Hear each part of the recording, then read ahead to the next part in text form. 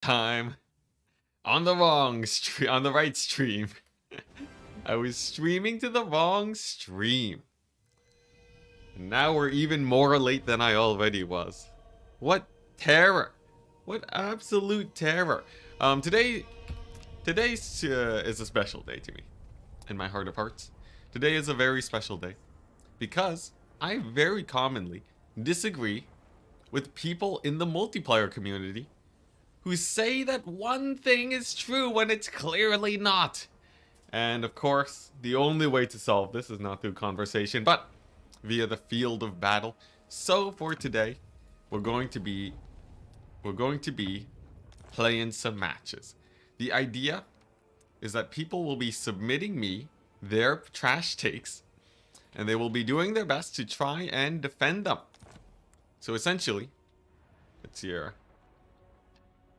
Yeah, so essentially, someone might come to me and say, for example, Cathay is a viable faction in domination. And to that I would say, no, it's not. It's absolute hot garbage. And the only way we can settle this is by playing some matches against each other. So it looks like we're gonna be starting off against Medley. And if any of you guys have any trash takes you want to try and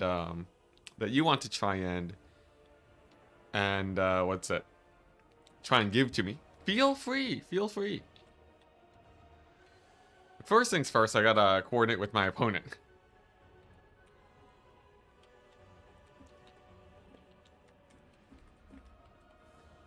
So, my opponent, to start, he's gonna choose the map and the matchup. I am so confident against Cathay that I'm basically willing to play almost anything against them, and I think we'll be just fine. That is my claim. So my claim is that Cathay's terrible, and Medley's claim is that Cathay is viable. Now for chat, you guys are very important here today. Hello, Student Gloss. You guys are very important today because you must be the ones to decide who wins in the end. Either Enticity's ideas or my opponent's ideas. Because in the end, we are just fighting to try and convince you guys to join our side. And then may the word spread. Maybe we can pour into Turin's channel. And every time we see Cathay, people can tell Turin how terrible they are. Or maybe we'll have people just constantly saying, hey, look at that, it's Cathay. That super viable faction. Now, obviously, that's never going to happen, but I'm pretty excited to at least be proven wrong at least once today. If you guys want to actually play against me, join my Discord down below, the Training Gym Discord, and go to the Challenge Enticity section, where you can give me a challenge.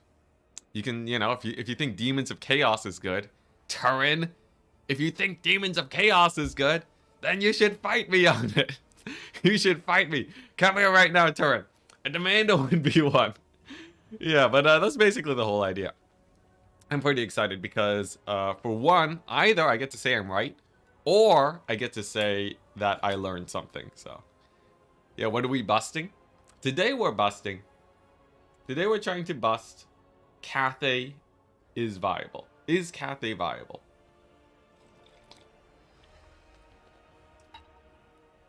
Let's see here.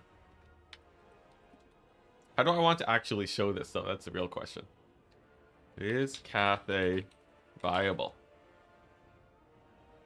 Or I guess I could put it like right here, right? We put it down right there. Cathay viable. And then that's the take. We'll see. We'll see if it's busted or not. So I guess I'll add a question mark. There we go. Hype. Alright, and then we'll see what matchup my opponent decides to give me. He says Temple of Sotek. Alright. Lost Temple of Sotek. Cathay versus either Norska or Tomb Kings. I'll go Tomb Kings. Norska or Tomb Kings. If this man over here beats my Tomb Kings, oh my gosh, I'm gonna throw up. I'm gonna throw up right now on stream, live.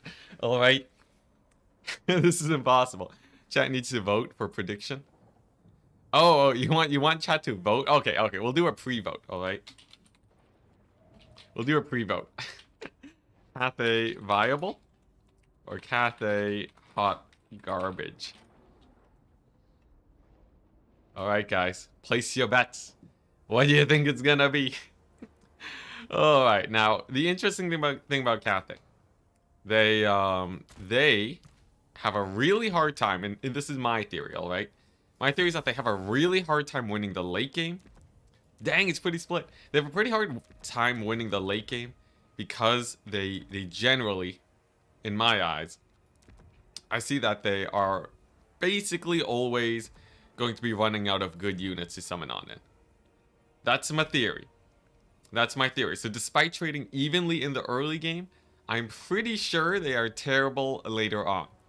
But my opponent here today, Medley, he says that he's won a tournament using the Dread Cathay, and he thinks that it's an even matchup against the Tomb Kings. So if this is even remotely even, enough to account for even a difference in skill level, or he wins, then we're talking. Then we got some discussing to do. 65% Cathay viable. You guys are crazy. Y'all are crazy. All right, let's see if I can change your mind today. Yeah, you remember him in chat? Oh man, this is gonna be wood tier Cathay rush build. So when I saw RTK play Cathay, I noticed that the way they made it work was through a ton of infantry. So they would spam Jade Warrior halberds. So as long as I counter that, then, you know, it's either they run into that or they suffer Cathay syndrome. I think it's a win-win. This map is pretty interesting too. Very wide open map.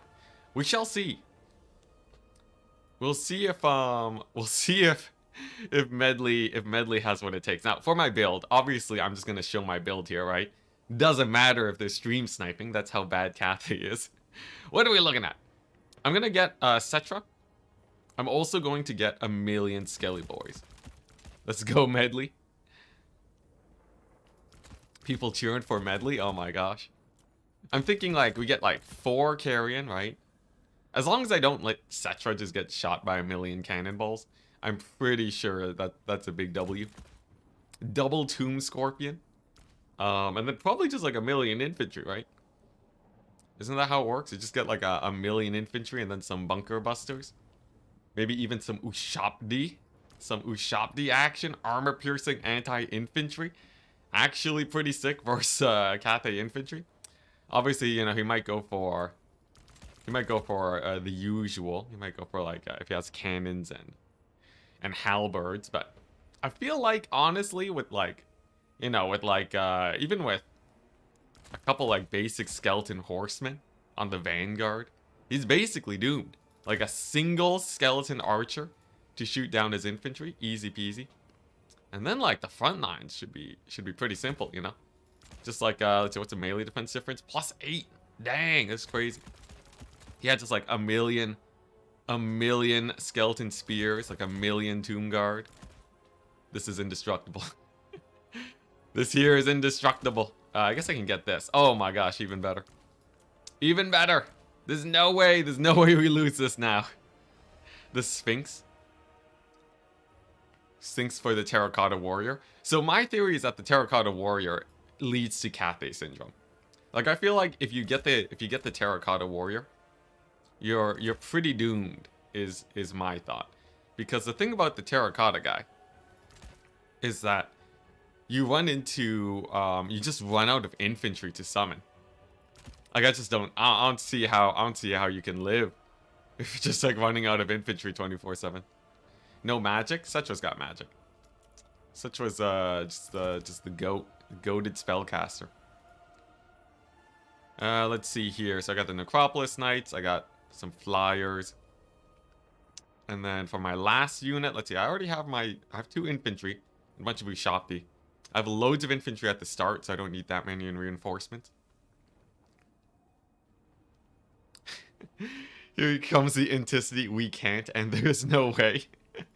Oh man, if he questions me with Cathay, he can color me very surprised. Let's see. Where is... I'm looking for... There's like one unit. There's like one... I feel like there's a tiny thing missing. Like I want one range unit. Like a normal Ushabti great bow. Just for a little bit of extra clear. I don't need that many carrion, right? It's not like he's gonna be spamming artillery at me. In theory, that's just terrible. So let's do it. Let's do it. And we're gonna play enough games to sway the chat heavily in one direction. I swear if I lose this one. What's the take for this one? Right below. Cathay viable? Question mark. So let's see here. I guess how do I organize this in a way that I guess here. Take one. Can I do it like that? Cathay viable?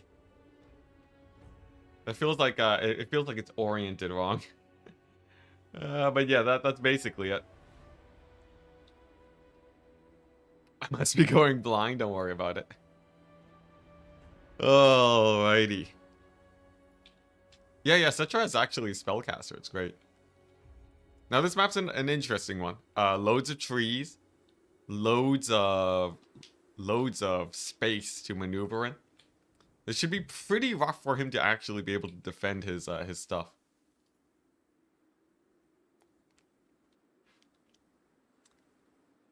Oh, sorry, 1 second, I'm getting messages.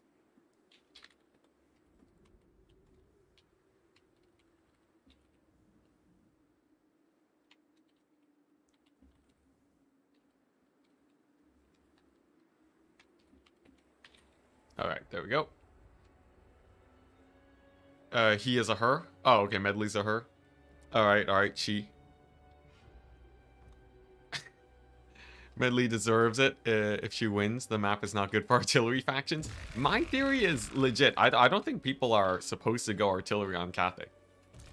I'm pretty sure the only viable way to play is the mass infantry style. Otherwise, I don't really see it. I don't really see how you can make it with artillery, because the thing is, right, with artillery you basically just run out of stuff, because the artillery stays on the map for a long time. But you know, even if they hammer some tomb guard, you're not going to be able to capture any points, and I don't think they get you enough of a value lead. And swagged out right now. The fit is incredible. This my random pajama Christmas fit. Everyone really loves this sweater. I don't know why. It is quite unique. It's been called like a mage sweater before. So who knows? Maybe it's just sick. This is the map I lost today against Tomb Kings. You know, I feel like Cathay might have a better chance against Norska. Obviously, we're not just gonna play one game. We're gonna play a few games. So, you know, he might want to show off like his strats against Norska. I might, you know, lose and want to rematch. We'll see. And as expected, he doesn't go for artillery. He does go for a mass infantry type build. Crane gunners in the distance. He has a general over here with Jade Shield and Dragon's Breath. Wow. Pretty interesting. And honestly, all I really gotta do, just chill. Now, he's going pretty hard on this point. If he does, he's gonna get flanked quite hard. So I'm not too worried about this movement over here. Of course, I could also summon in a unit of skeleton archers if I really want to cover that area. And right now, we're just gonna take it pretty easy.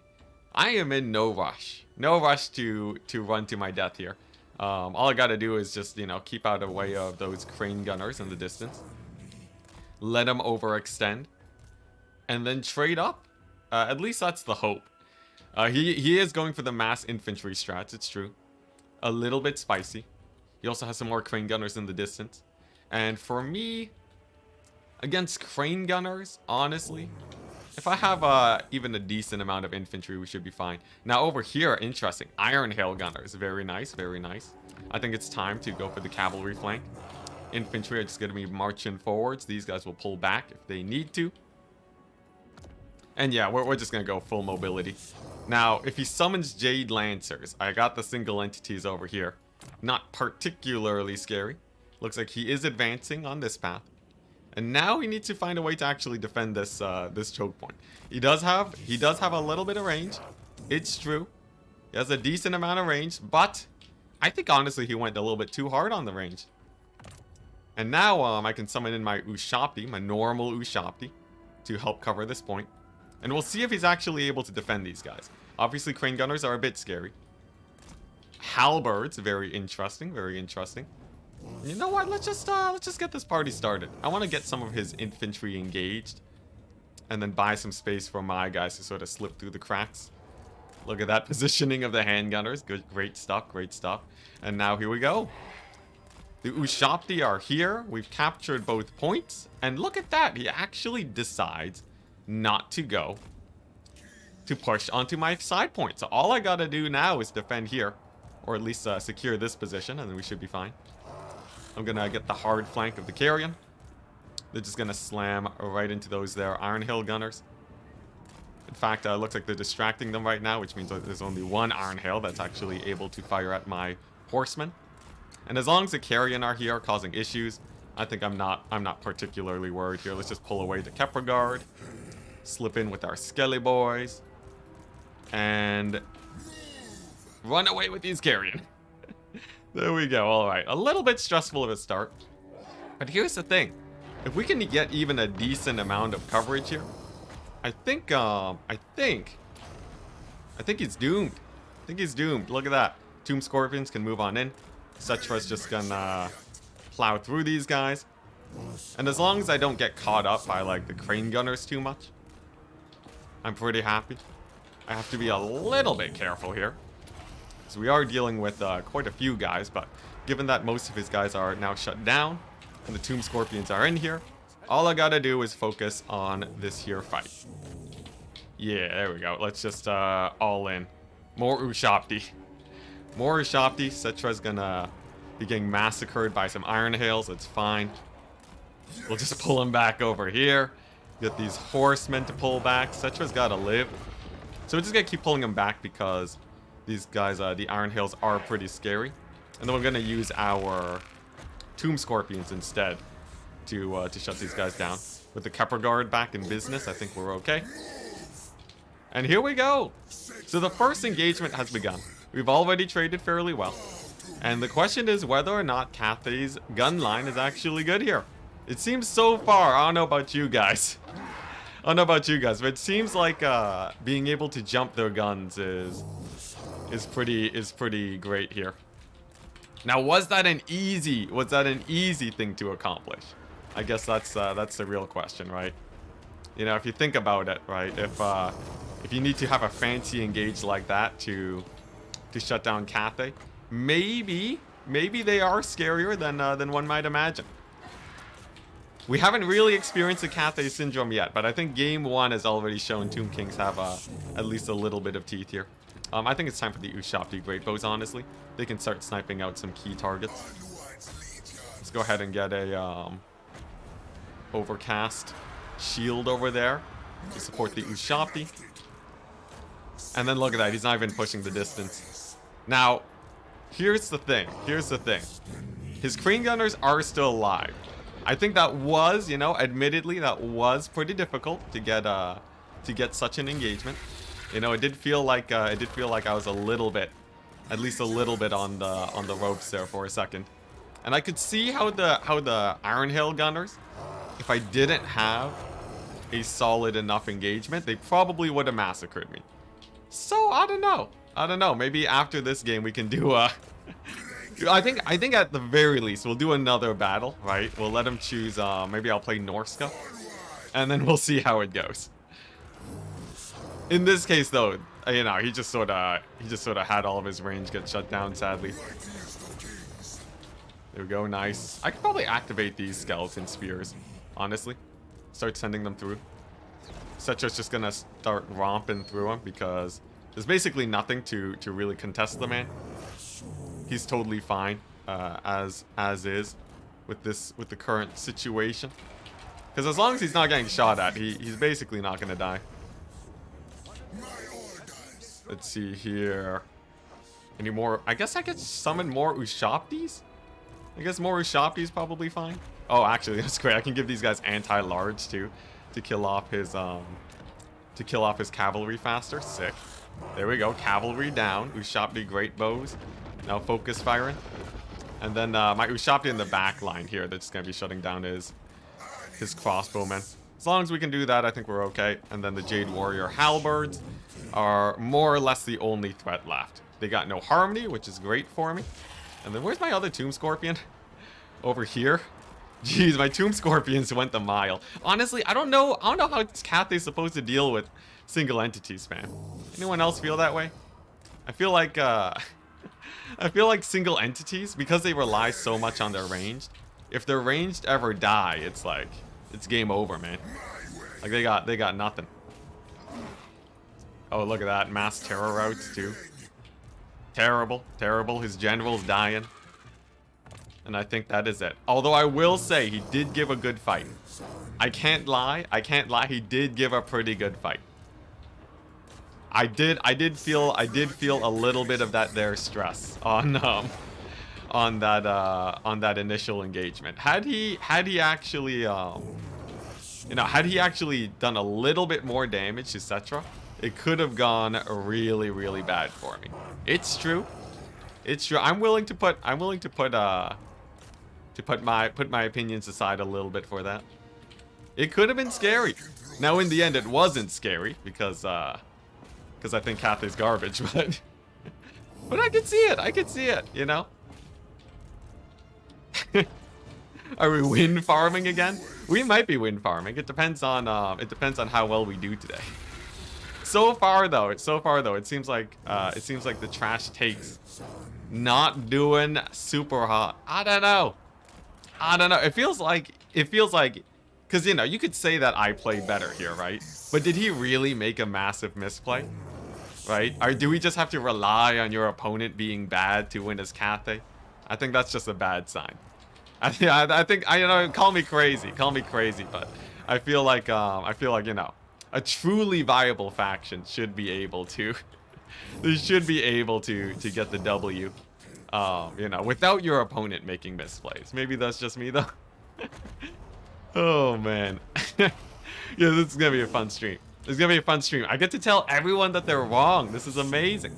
Here, let's just keep shutting down his range. Honestly, that should be fine enough. I'm gonna summon more Skelly Spears because now that we're reaching the late game, right? All I really have to do is just bog him down and make sure that he's never able to actually capture. And look at that, he's spamming more archers, right? But the archers don't have any capture weight, so that's totally fine. He doesn't have range superiority, so I can get these boys. Send them in. Wreck some shop. And man, this one Tomb Scorpion. I swear, this one Tomb Scorpion is gonna give him nightmares. It's just indestructible. It just keeps romping through his backline. Oh my gosh. The question is though, right? What does Cathay do against single entities? Do you guys think the terracotta spam is it? Not having riders on the flanks seems like a misplay. If he had riders on the flanks, he'd have to cut a unit, right? So it's like, would he be able to have riders on the flanks and still have this chunky front line? Who knows? Bubba's big blast. If you think you're better than him. That's another trash take, isn't it? Or that's another take. We'll see if it's trash when we play each other. But in theory, right, if you guys want to join in, if you have a take that you want to bring against me, if you think you can do better than this guy, than Medley or this girl, then feel free. Honestly, we only had 2 people message me. And the other guys busy, so yeah, I don't have all the time in the world, or I don't have all the players in the world to go ahead and I don't have an infinite number of players here. So if you guys we're looking for spots, we're looking for people to try and fill. But there we go, GG. Game number 1. I will say though, my lack of ability to talk with chat and play at the same time, it's alright. He did alright. Crane Gunners did okay. Crossbows did okay. Archers did okay. Iron Hails did okay. Everything did okay. It's just Cathay. Just Cathay sort of sucks. GG.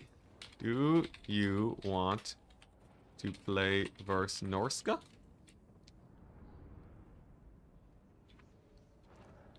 We'll see. That's what 4x speed does to you. Yeah, the 4x speed. Now I have all the micro in the world. Yeah, sheet. Yeah. Medley, according to chat, is a sheet.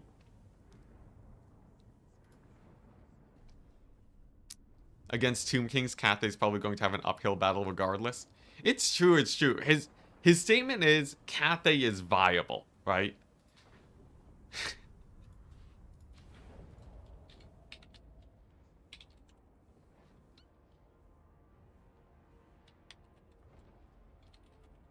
Oh, wait. Does she actually want to play again? The same matchup? Yo, this is great. This is great. Because either she wins or she gets massacred. Just absolutely massacred again with the same build. I have a take. Dwarves are an excellent rush faction. If you have a take, head on over to my Discord down below, the training gym, and you are free to type in your take. And then after I'm done seeing if Medley's take is good, then we move on to the next person. According to the stats, Cathay is up 3-2 versus Tomb Kings. I feel like that's not enough data. Anyone else feel like that's not enough data? What's this ODM stand for? Student Glass. ODM stands for Order de Malta. It's a French clan. That's all I know. Consistent misgendering. Shake my head. Yeah, she. Apparently Medley's a she. Although I haven't heard from Medley themselves, so maybe I'll just stick with the they. I usually say they a lot. I'm not gonna lie. That's my default. My default a lot of the time. ODM stands for Original Dungeon Masters. Yes. You gotta admire putting yourself out there, playing against Enticity, who is in the top echelon of players. Okay, yeah. So there is something to be said about my thousands of hours in this game. But the great part is, if you're really confident about your claim and you beat me, you're a god, right? Like, it's just like, you're just sick. You know, that's if you really want to garner the respect of the community, crush my face in. Oh my gosh, that would be sick. And then I learn too. It'd be beautiful. Shouldn't you change your build? No, because Tomb Kings is OP. I don't need to change anything. Why do you think I don't have a screen blocker? That's the theory. Okay, he wants to go versus Norska. Maybe Celestial Lake. All right.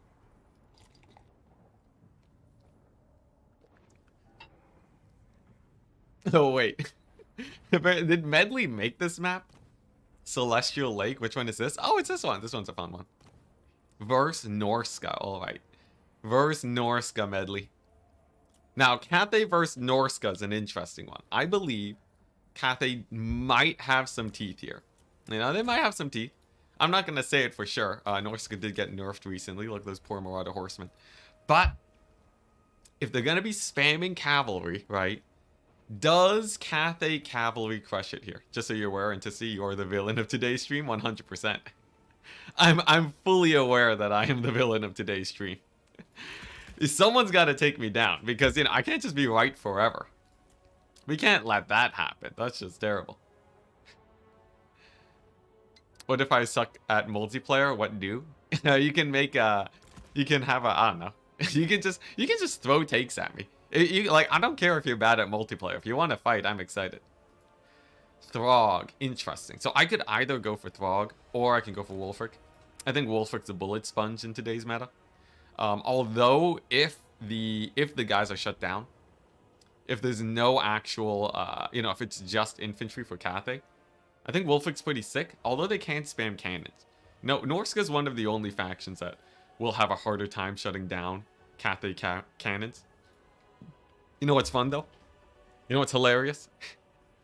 What if I just spam 2 dogs and they just stall the Jade Lancers for the entire game? If I just camp his backline and he has to leave Jade Lancers by his artillery the whole game, then I just massacre him with my front line of like indestructible Marauder Berserkers. The ultimate Cathay grinder. Like, nothing's gonna kill these guys. The ROR Mammoth? What, you're not Soul Crusher?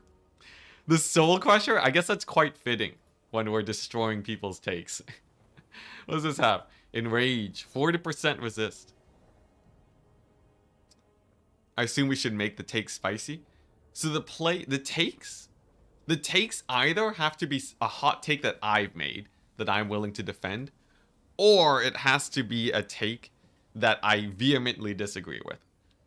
If it's either of those, I am happy to fight you over it. Let's see here. So I think basically the entire build today is it all revolves around collapsing either. I think if I just straight up collapse his front line as fast as possible. Like, look at this. Lore of Death, right? Actually, I don't want Shadows. I could use Lore of Death. Let's see what this do, like half HP on Celestials.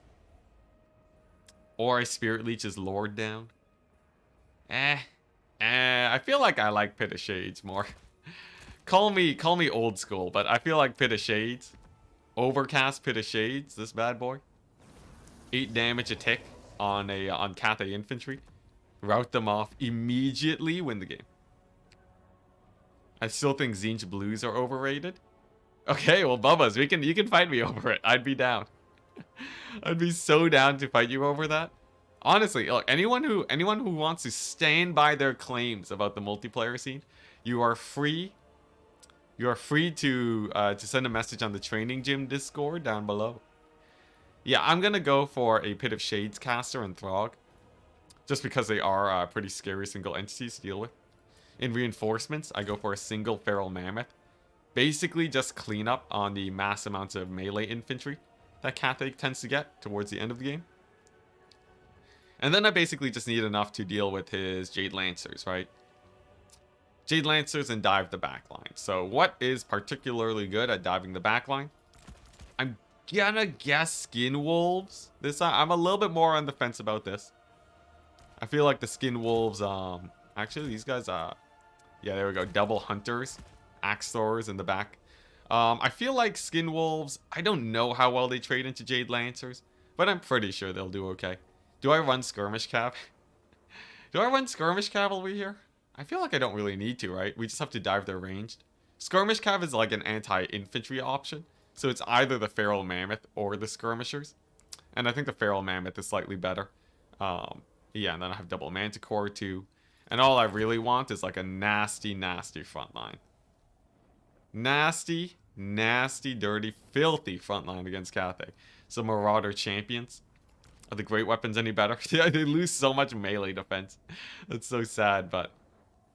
yeah, something like this. And then Throg, it's the fight or die. Oh my gosh, it's all coming together, chat. It's all coming together. For my remaining units, I think a Chariot. Maybe Luminarchs then. Luminarchs. If someone beats me with a Luminarch, that would be something. That would be quite the thing. I feel like I only need one Manticore if I'm running a Mammoth. And then I'd rather have, like, you know, the mass Marauder Tide, the Man Tide. I feel like that's way better.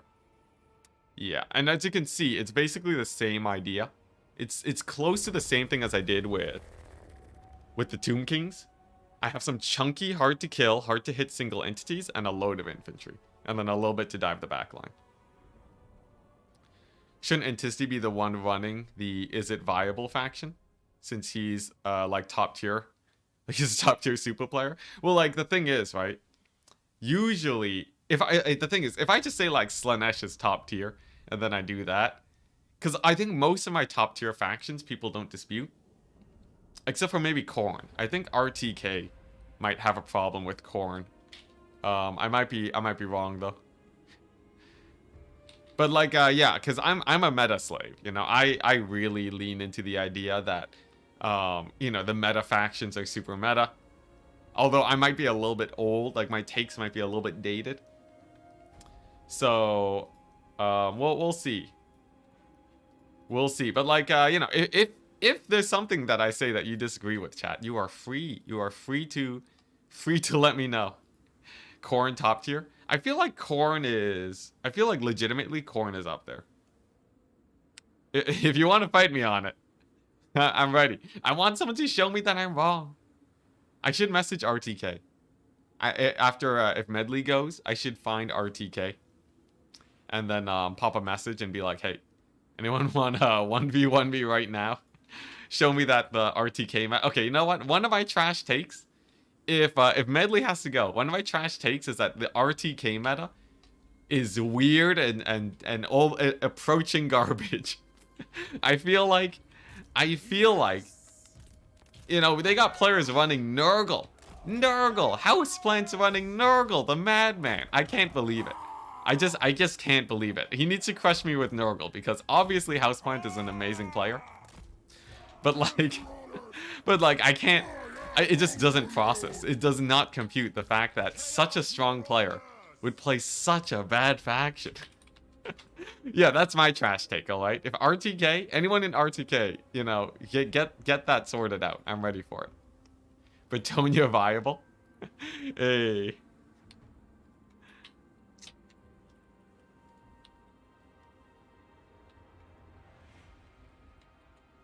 Let's see. There we go. Someone saying Bretonia's viable. That's hardcore. That's hardcore. Bretonia is viable. That's intense. RTK, real Tomb Kings. They also like Tomb Kings, though. Yeah, it's true. It's like a mix. It's like a mix of really weird factions I just can't jive with, and like the top meta factions.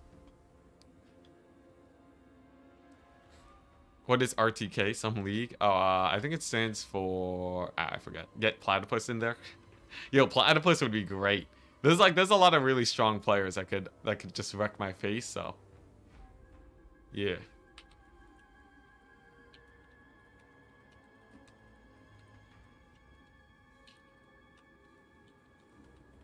Hey, nice. So it looks like Big Friday is next on the chopping block. After we've shown that after we figure out for sure definitively that Cathay is not great, then or if we figure out definitively that Cathay is maybe viable, you know, because the thing is Cathay doesn't have to win here to prove that they're viable. They just have to give me enough of a hard time, right? So if I'm like constantly struggling versus Cathay, I'm willing to admit that, like, oh, like, you know, maybe they have more teeth than I should have given them credit for. Fire Breath? No, Ancestral Warriors, the Mad Lad. And Talons of the Night, look at that. Yeah, you know, they don't have to, you know, he doesn't have to crush me here, right? He just has to put up enough of a fight where people start saying, yeah, you know, I feel like Cathay's viable. You know, maybe not, like, good enough to, like, beat Enticity on meta factions. Though I will say he chose the matchup, so, right? Mad Lad chose these matchups, so... but yeah, it only has to be good enough for people to, you know, just for people to think of it as a faction they might want to run in tournaments. There's a big difference there. Hot take. Bretonia's not actually OP. Well, hey, look, it's someone else that messaged me that Bretonia was OP. I'm also on the side of Bretonia sucks. Alright, here's the plan. Capture this point. He can't attack this point because it's too far away. And I go all in over here. Should be good. Hide in the trees so that the balloon doesn't kill too many guys. You know, it actually does like no damage. Killed like one guy. 1% infantry per shot. Sick. And okay, so he's going for loads of ranged, right? So for me, I have Skin Wolves and I have, let's see here, Beast of Tashnar. I am going to go for a Manticore though. And we're going to use these guys to rush this backline area. For now, though, we're just going to sit back and chill. I wonder, is it going to react in time? Is it going to react in time? I don't even know if... Okay, alright, there we go. I got an overcast on the Jade Warrior crossbow. Sick. Good stuff, good stuff. And I'm just going to let him cap, honestly. Why not just let him cap for a little bit? There we go. Oh, jeez. Oh, jeez. The Pit of Shades nerf. Oh, my gosh. That Pit of Shades nerf, you know. Nasty, nasty nerf. Yeah, I'm just gonna get Beast of Tashnar now. So here's the plan, right? I'm basically just gonna go ham. We're gonna rush into his backline with these guys, right? He can't push his point. I'm not worried about him capping that in the slightest. And then we're good to go. Honestly, I could wait for another Pit of Shades, though. That's the best part. If I really wanted to, I could just straight up wait for another one. What, I only have to wait for like a minute for that? Now he will be able to plug up his lines a little bit better, it's true. But I feel like I got, you know, pretty easy. Yeah, alright. Actually, yeah, I'll wait for another one. I feel like that's to my advantage. I feel like that's a slight advantage for me. Here we go, get these guys, get the Marauders to just push forwards. And then, yeah, with the engagement underway, and another Pit of Shades, I can start advancing. These guys will start shooting, and then they'll eat a Pit of Shades to the face. Should be pretty good. Yeah, he's really favoring the mass infantry style, I'm noticing. I wonder if mass infantry have the teeth. There we go. I'm wasting his ammunition with Throg. Focus fire there. Oh, I misplayed with my Manticore.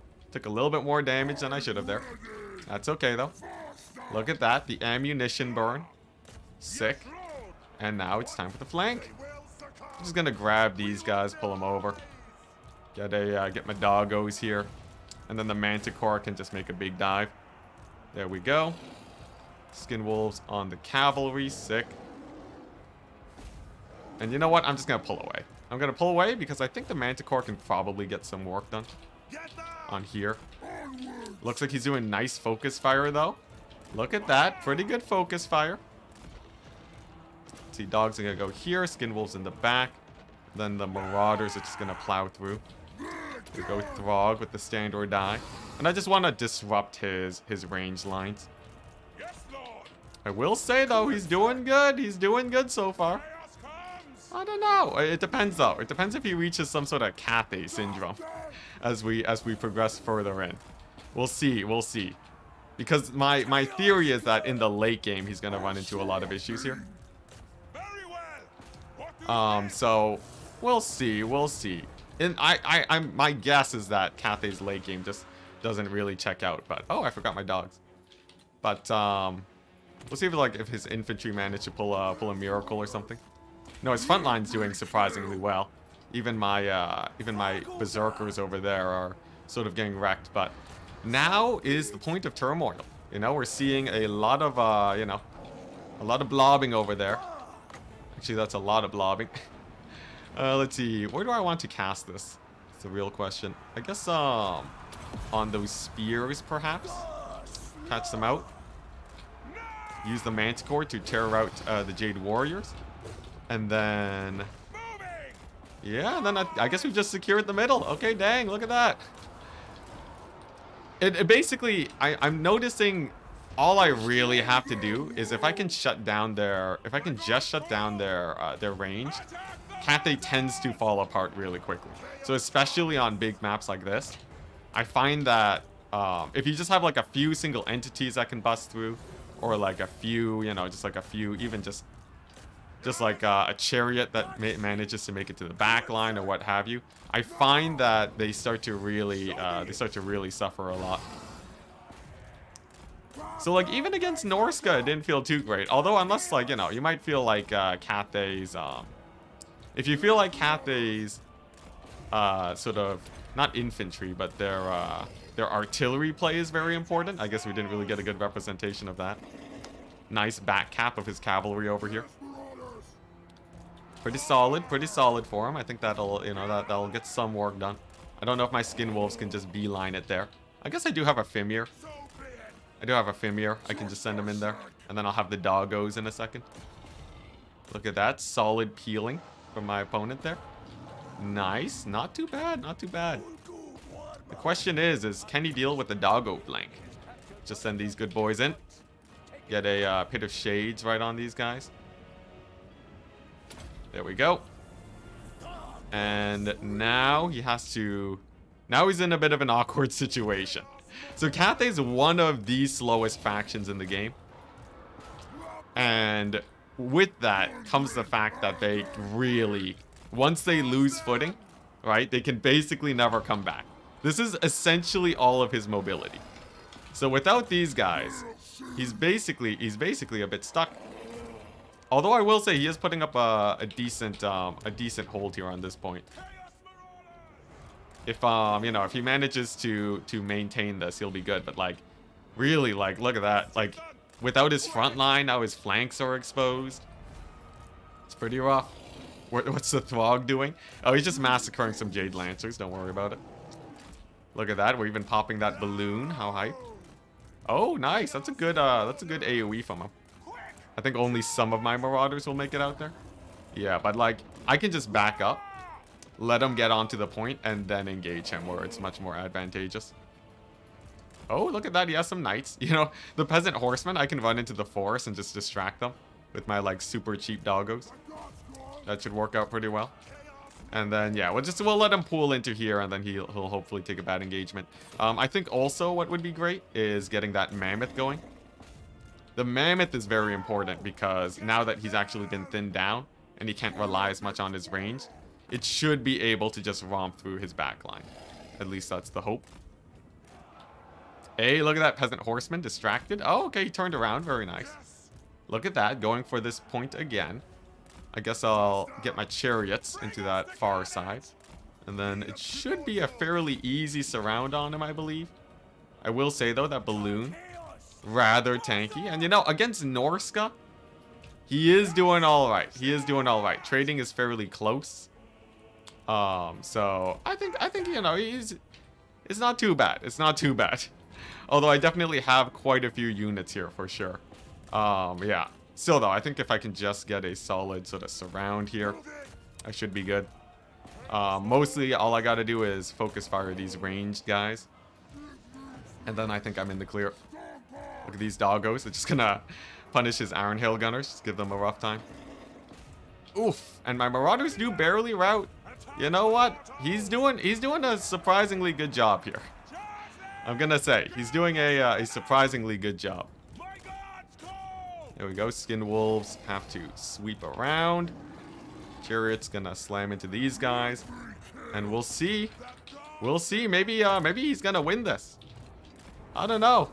Do I have what it takes? I feel like oh geez. That cavalry. I feel like you know, he's taking fairly nice engagements here. He's taking fairly nice engagements. I will be getting a nice Pit of Shades, and the Mammoth is here too. But so far it feels like he's doing not bad. He's actually apparently starting to win in this far side. You know what? Maybe Cathay is viable. Maybe they are viable. I know it seems like, you know, we do have a fairly nice advantage here, but as long as yeah, as long as it can actually, you know, if I feel like there's a chance of me losing, right? It feels all right. It feels all right. It depends on how well their late game goes, though. I've been playing very safe this battle. I basically just, man, that Manticore, though. Oh my gosh. The Terror route, like the second the Mammoth shows up, it's just like everything's gone. Oh my gosh, everything's gone. Oh, that's terrible. All right, never mind. Cathay sucks. Oh man, I thought it was a little bit sketchy. I guess it might have been just because I was saving up for the Mammoth. Oh my gosh, brutal. Yeah, I don't know. Oh yeah, weren't they a girl? Yeah, I keep saying he because the vast majority of people in the Warhammer community are dudes. He said, yep, you're right, Cathay is trash.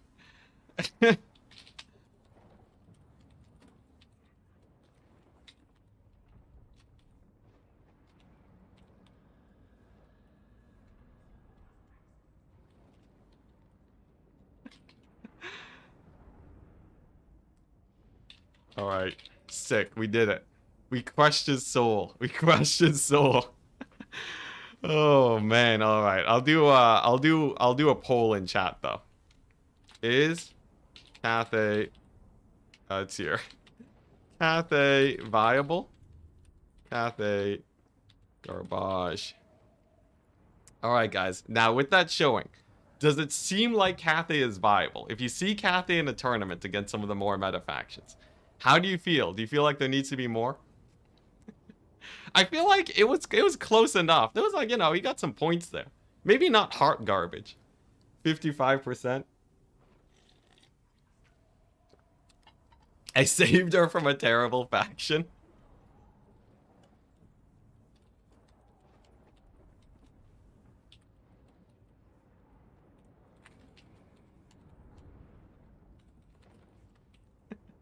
All right.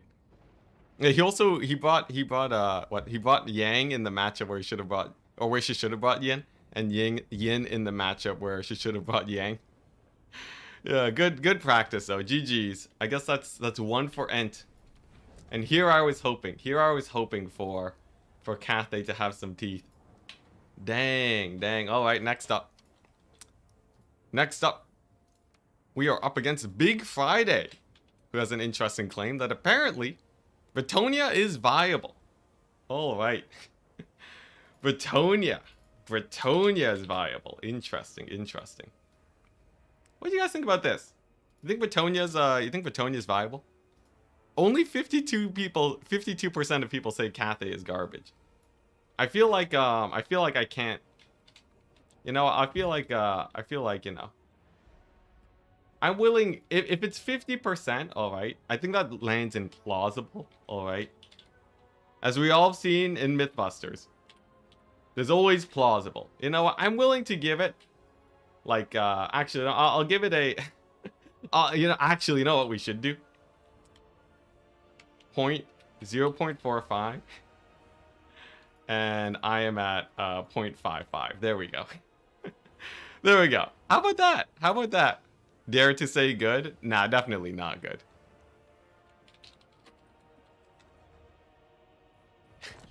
Definitely not good. Yeah, this is great. So then we see like the percent. Oh, actually, no, it's 51%. Oh my gosh. It's 51%. All right, fine. Fine, chat. 51%. I guess I wasn't able to convince chat enough. They did give me a run for my money. If he played perfectly, would I have lost it? Maybe?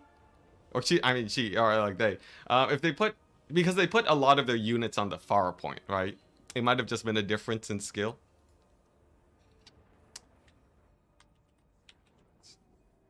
All right, my opponent. So you can choose the map and the matchup. So Big Friday's here saying that Bretonia is viable. Bretonia is viable, guys. Not 51. It's 51.48 with 1 point escaping. Oh, okay. Sure, I'll bump mine up by 1 to take into account my own personal vote. There we go. I feel like Cathay gave me enough of a run for my money where I would say plausible. I could say plausible. I wouldn't say they're viable, though, because I think if both players play perfectly, I don't think there's a shot. They just get run over by range too much. But, you know, if we want to medley tapped out, but like a true pummeling, right? I could start taking less meta factions and winning versus Cathay. I feel like Lizardmen can do the same playstyle with loads of single entities.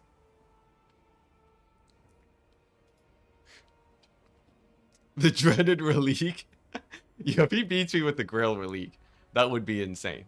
But yeah, I'm letting my opponent is allowed to choose. But first things first. Why no artillery at all? So Cathay artillery. I think me and Medley both agree that Cathay artillery is a bad choice against many factions. Here we go. Bret, viable. Bret, not viable. I'm not going to add my own take here, even though I do feel like Bretonia's hot garbage. I'm just going to do the more passive vote, alright? You guys can choose if Bretonia's viable or not viable. You're a Sith? I am a Sith. You know. Only 82%! Chat, what are you doing? What are you doing, chat? 82% Bretonia viable? That's insane. That's actually insane. Glade of the Everqueen, and I can play whatever I want. Okay. Glade of the Everqueen. So, Bretonia is supposedly viable, right? If Bretonia is viable, you know what, chat? Here. 67%. Oh my gosh. Alright, chat. What faction do I have to win with to prove to you that Bretonia is not viable? Nurgle? Should I play Nurgle, chat?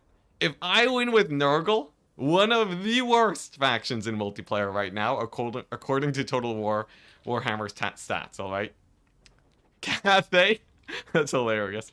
Ogres? Alright, here we go. Alright. Let's see. Ogres? Cathay? Nurgle? Nurgle? Or... let's see here. Or Wood Elves. Wood Elves? Alright. Place your votes. Whatever you think is the weakest against Bretonia, I'll play any of them. Now, I think Wood Elves would be... if I can win with Wood Elves. I think Wood Elves is already so weak. I don't know how much that actually speaks for Bretonia, but we'll see. Says I can play whatever I want. Ogres are supposed to be hard countered by Bretonians. Okay. Well, you know, that like, you know, because everyone's playing ogres, right? They're viable because they can counter them. Hey, look at that. Everyone's voting Nurgle. All right.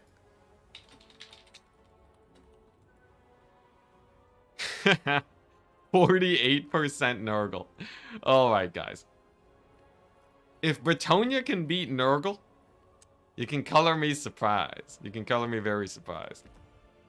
I feel like odds are Bretonia has no shot against Nurgle. I'm pretty sure Bretonia is actually just ruined. Ogres get screwed over by Bretonia. We can play Ogres next. Most people voted Nurgle though. I gotta follow up.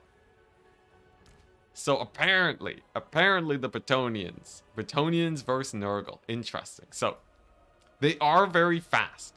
We're playing on Glade of the Everqueen, which means that we do have to worry quite a bit about covering multiple points. So I do need at least a mildly mobile army. I think Chosen are amazing. Nurgle counters Bretonia. Look, Chad voted for Nurgle, and he said we could play anything I want. All right, if I'm allowed to play anything, you know, according to him, his take is that he can beat anybody with Bretonia. So I'm just going Nurgle. Yeah, mostly it is just Nurgle's fun though. I like never play Nurgle, so this should be pretty great. You basically against Bretonia, the answer is armor, armor, and more armor. If you spam enough armor, Bretonia's pretty screwed. They're pretty screwed if you spam just loads of armor. So I feel like they probably won't do super duper well here. We got the Barons of the Bog, great unit. And we got the Chosen, of course. And then I don't really want my low armored infantry because he could cycle charge them and surround to do a lot of work. I feel like honestly, if I just spam Chaos Warriors, we're probably fine. I feel like just Chaos Warrior spam, that more or less gets me there. Then I have these two guys. Dang, I could give them the extra missile resist, but I have to cut the Barons. And then then it just screws over my build. Oh, right, yeah, we'll keep the Barons, why not? Why not, right? Keep them Barons around. These guys are great. They have a passive aura around them that's minus damage. And they reduce mass. So that'll also make the charges a little bit less scary. Apparently they also give perfect vigor. That's sick. Yeah, no, this is great.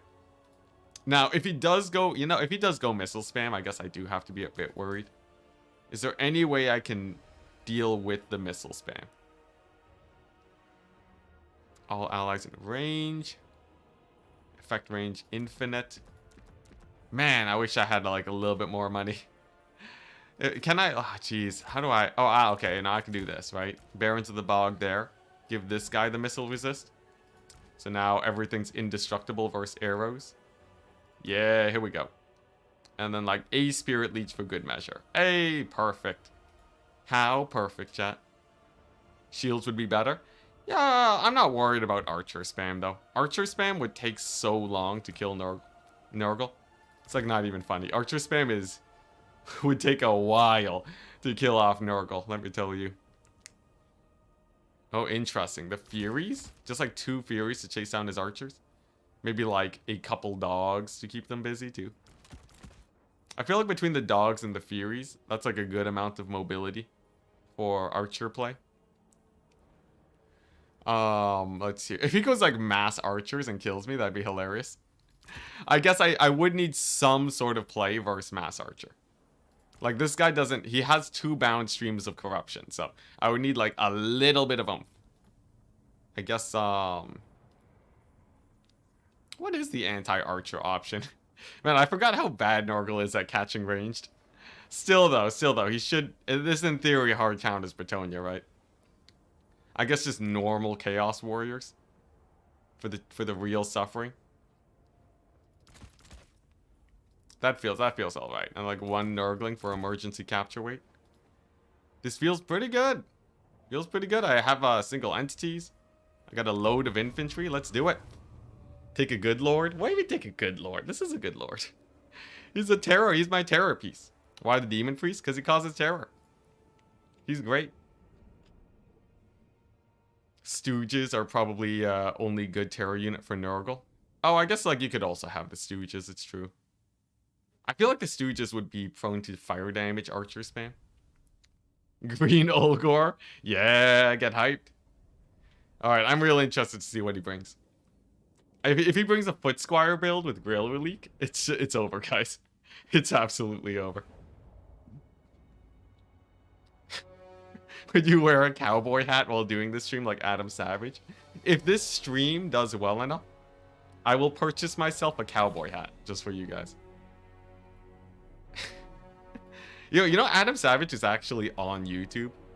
Man straight up does YouTube content. He runs a channel called Tested, where he basically just builds sick stuff. It's like Mythbusters continued. It's great.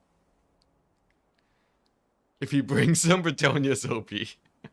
If he wins with the Grail Relique, I'm willing to call it a win for Bretonia. Define well enough. We need a goal. So the goal is, right? It's this take right here. Is Bretonia viable to bring in tournaments? My opinion is that Bretonia is not a viable faction, in that they can't beat factions that would commonly be taken in the tournament scene. So like they're not even good as a counter pick. And I think that's an important part, right? That's why I let them choose their matchup. If the faction is good in a counter pick situation, then it's like, okay, maybe, you know? Maybe we will see this faction as like some sort of sweet counter pick. Outside of that, though. Well, yeah, actually, basically that, right? So if we can find even like a couple factions that are common, like let's say Bretonia does like decently into Slaanesh, and they have a 50-50 win rate, that'd be viable. That'd be very viable. Yeah, I did say recently, if I lose to a Grail Relique, we're straight up retiring. Single entity monsters seem good versus Bretonia. Yeah, I believe so. That's why I have you know, the Beasts of Nurgle and such. Putridity for all. But yeah, basically, right, if he brings 1 million archers, I'm not gonna sweat it too much. Where are the Slaanesh bots? Oh yeah, that's weird. They're gone. Max Trebuchets. If he has a Max Trebuchets, that would be pretty dope. I wouldn't be able to advance easily with my Chosen if he went Max Trebuchet. Though I would be able to use my hero squad and beat him up that way. Don't Grail Reliques cost like 50 cents nowadays? Like, you know, 300 cents. You're off by times 6. What about Foot Squires? Your Foot Squires beat Chosen of Nurgle? I will throw up. That would be insane. That would be awesome, though. I'd love to see Foot Squires crush it. Alright, so we are seeing a Trebuchet. And that's it. Alright, so all I gotta do is touch this point barely. We're gonna use the 2 Exalteds to capture this point. He has it. He has the Grail Relique. Oh my gosh, he has a Grail Relique. Look at that bad boy. Look at that. Oh, I've never seen this animation in my life. Pretty sick, pretty sick. He has a little bit of infantry there. And, you know, honestly, I feel like if I just sort of get another warrior and send them onto this point, I'm basically set. Chosen will be ready to support in whichever area they are needed. And then I'm just going to Fade of, oh, I don't have Fade of Buna. I'm going to Fleshy Abundance, you know, if he decides to shoot me to death. Might as well concede already. Yeah, the fake horse, the masterpiece. The masterpiece. Yeah, I throw up and then my career ends. Yo, this is an interesting build. He has a lot of infantry. He has a Foot Fey Enchantress. What is this? Boosted leadership, 87 leadership. Foot Squires at 90 leadership ITP. They're basically Longbeards. Yeah, here we go. This is a build. This is most definitely a build, guys. I'm interested. I gotta say, I'm real interested. Oh my gosh. The peasant mob leadership? Are you kidding me? It's just we're gonna tear out before they take damage. Faster and stronger enemies nearby. Oh my gosh, the peasant mob. That's hilarious. They're like, nope, we are not. This is not where we are meant to be. Not here, please. Oh, and he has a green knight. Now, I'm gonna let him know right now. The green knight is not great versus a spirit leeching lord. He's gonna just spirit leech him right now. Just spirit leech green knight right now. He has dwellers. He doesn't even have a regrowth for him. That's great for me. Yeah, my lord hard counters a green knight real bad. I don't know how I feel about that. So though, let's go ahead and take this engagement. I'm gonna charge him with my chosen. We're gonna get my demon prince in there. Oh my gosh, the chosen charge. That was brutal. Oh, we took no damage. Oh my gosh, no. Oh, Bretonian Knights, the mass upgrade on the Bretonian Knights. That is so much damage. I thought Lance formation was supposed to be good. That was terrible. The chosen. They got so much value. They took like a quarter HP off in like 1 second. Alright, well. Needless to say, I am a little bit more comfortable in this battle now. I don't think I have too much to worry about, really. Let's just spirit leech this guy, take him out. Yeah, there you go. Oh, look at that! That charge actually did do a bit more damage. It seems like without the Exalted Champions blocking, his knights do have a little bit more oomph versus my guys. That's pretty cool. That's pretty cool. Looks like over here he's trying to push onto my Chaos Warriors. I shall concede that point to him. And then I can move in my warriors to capture this back area. We'll just finish Spirit Leeching the Green Knight, and then I can Fleshy Abundance my blob here in a second. Halt! Oh, he pushed through, he pushed through. Oh, it's a Bretonian Mass. Bretonian Mass is a little bit chunkier now. I gotta admit, Bretonian Mass has a little bit more oomph to it. He is spamming a load of dudes. I think the solution here, honestly, is if I just get enough infantry, we should be fine. Get more of these guys going, right? Keep trading with my Exalteds. Leave a single unit of Chosen and the Barons of the Bog for mass here. And then I think we're all right. Here we go, Beast of Nurgle. Now, he is playing the mobility game, it's true. Fairly decent night charges in the second quarter. Admittedly. Fairly decent, fairly decent. I will say, though, trading is going real bad for him. The trading game, not going nearly as well as Bretonia might have hoped for. But he does have this back point. So if he can actually hold this, he'd be in good shape. The problem is whether or not he can actually hold it, I guess. Let's see here. I'm gonna save on the heal for now. Like I could throw down. You know what? Nah. It's not worth it, right? You might as well wait for the late game to throw down your value heals. Here we go. So Barons of the Bog plus Chosen. Basically indestructible versus the Knights because we have some mass. And then we're just gonna slow march it. Just gonna slow march it to this point. Yeah, it turns out Bretonia's still a little bit scary versus Nurgle. If you, just because you're so slow. I'm so incredibly slow here. Seems like Barons of the Bog are doing great, though. And then, nice. Then it's just this little pocket. I should be able to just run them down. I am going to throw down the heal here once I'm at 28 wins. Let's make sure to slow these guys down first. There we go. And we're going to throw down the massive heal to hopefully just heal cap those Chosen there. And then all of his value shall be for naught. In fact, I think it's probably time I start spamming Nurglings because I want capture weight. Hey, there we go. Look at that. Oh man, Fleshy Abundance on Chosen is so hype. I can't get over how good it is. Unless I'm missing something, Nurgle's playstyle is a soft counter to Bretonian play. I would agree. But my opponent said that I could play any faction.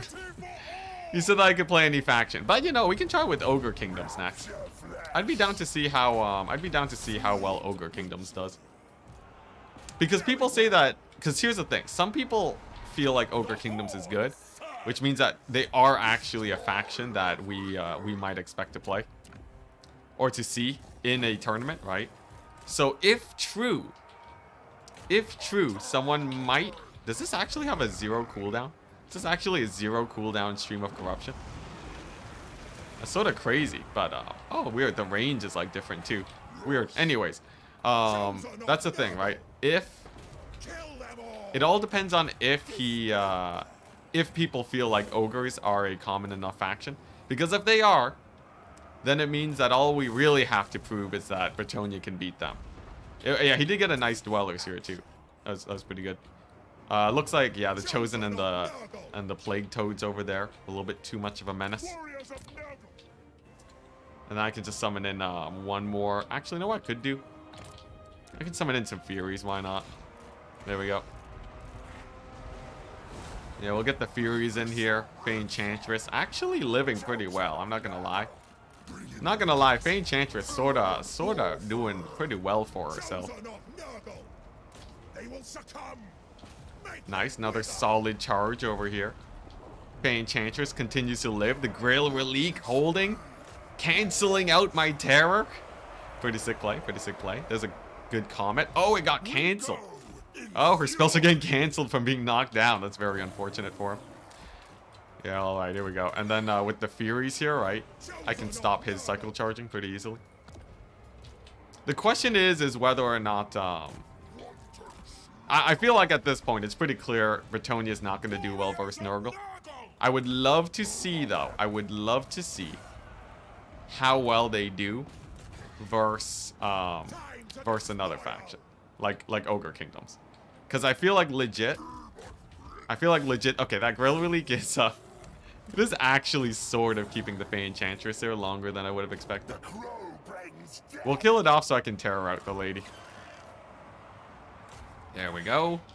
Sick. I'll have a heal there in a second. We'll keep on killing the Fey Enchantress, and then we'll slow walk it to his point. Nurgle is such a slow faction. They're so incredibly slow. I'm like struggling just getting to him, but yeah, I think we're fine though. I think we're fine. We basically army wiped him. It's just like I'm trying to get to the triple cap. Oh, there we go. Pretty good Comet on the Chaos Warriors. Legit. That was pretty nice. There we go. But Fey Enchantress is down, which means I can get my warriors over there. We'll have the dogs chase her off. And then it should be a final capture. Warhounds on the artillery. Oh, yeah, like I could. I'm not too worried about the artillery, honestly. The artillery means nothing to me. There we go. Yeah, I don't know. He was cycle charging really well, too. That's the thing. I feel like legit, his cycle charging was not bad. But especially against heavy armor. Oh, dang, the dogs routed. Really? The dogs are routed? Oh, were they getting mortised by the Fey Enchantress? They might have been. They might have been. Well, that makes this a little bit awkward, doesn't it? At least she doesn't cap very fast. So I don't have to worry that much. Nice, another warrior. We'll just send him over here. Then I'll, guess, let's see here. Actually, yeah, I could Fleshy Abundance here. Come on, give me that Fleshy Abundance. Come on, there we go. Alright, sick. Just throw that bad boy down. Heal up all of my forces there. And then it should be the W. Now, if he had a Dwellers for this pit, that would be insane. I would lose, like, all of my warriors in one fell swoop. But, thankfully, he was using it on the approach. That's what helped me. The Fleshy is down, which means that we are getting now massive amounts of healing. Oh! Oh, come on! Yes! The Nurgle warriors, they made it just in time. The heroes. Oh my gosh. Alright. Do you like playing Beastmen? I do like playing Beastmen. feel like Beastmen have a little bit of teeth. Wood Elves have been good in Warhammer 3? Really? I feel like Wood Elves definitely aren't that great in domination anyways. I haven't really seen them do super duper well. Paladin or La Massif instead of the Green Knight would have been nice. Yeah. I feel like the Green Knight pick there at the beginning was really bad for him. He also had like basically no units, which is really rough. Just because of how expensive the Green Knight is. I feel like Bretonia could beat Nurgle. Based on how this game went.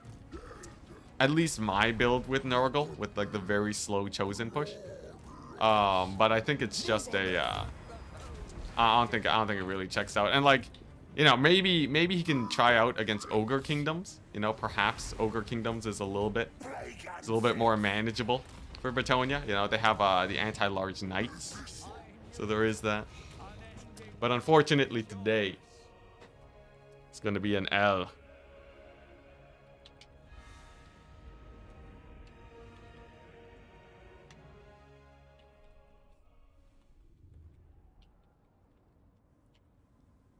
GG.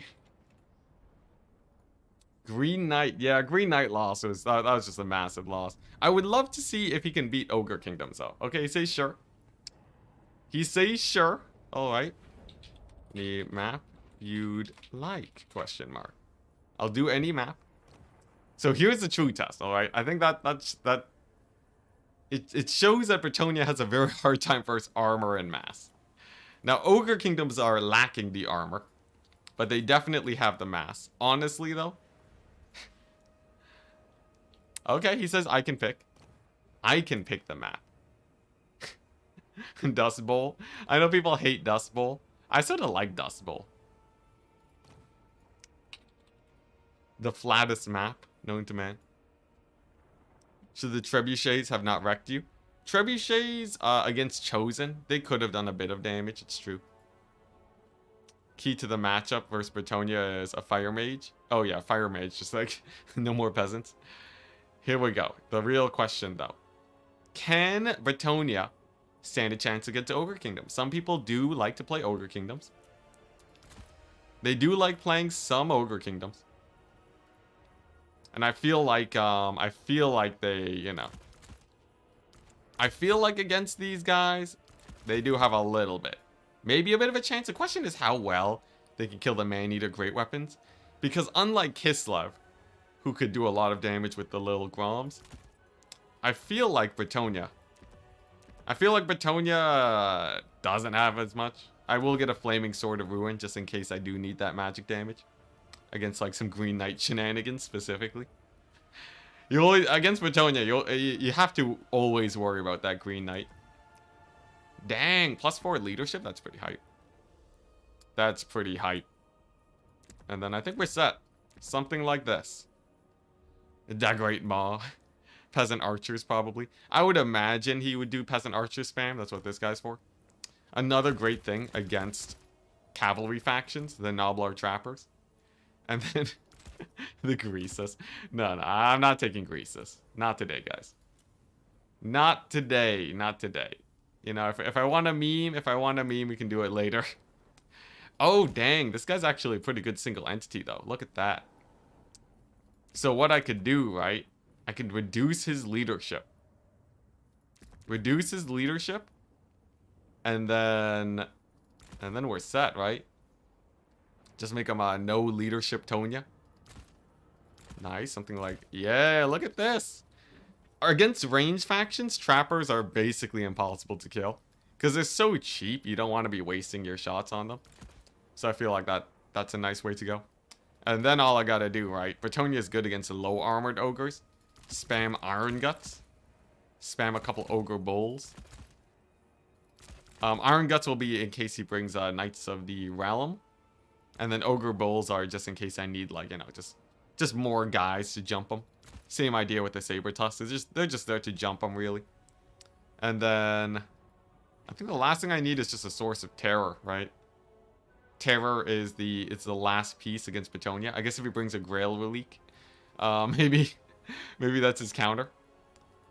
The Giant The giant. Shame yeomen have tiny range. Yeomen archers actually have decent range, I feel.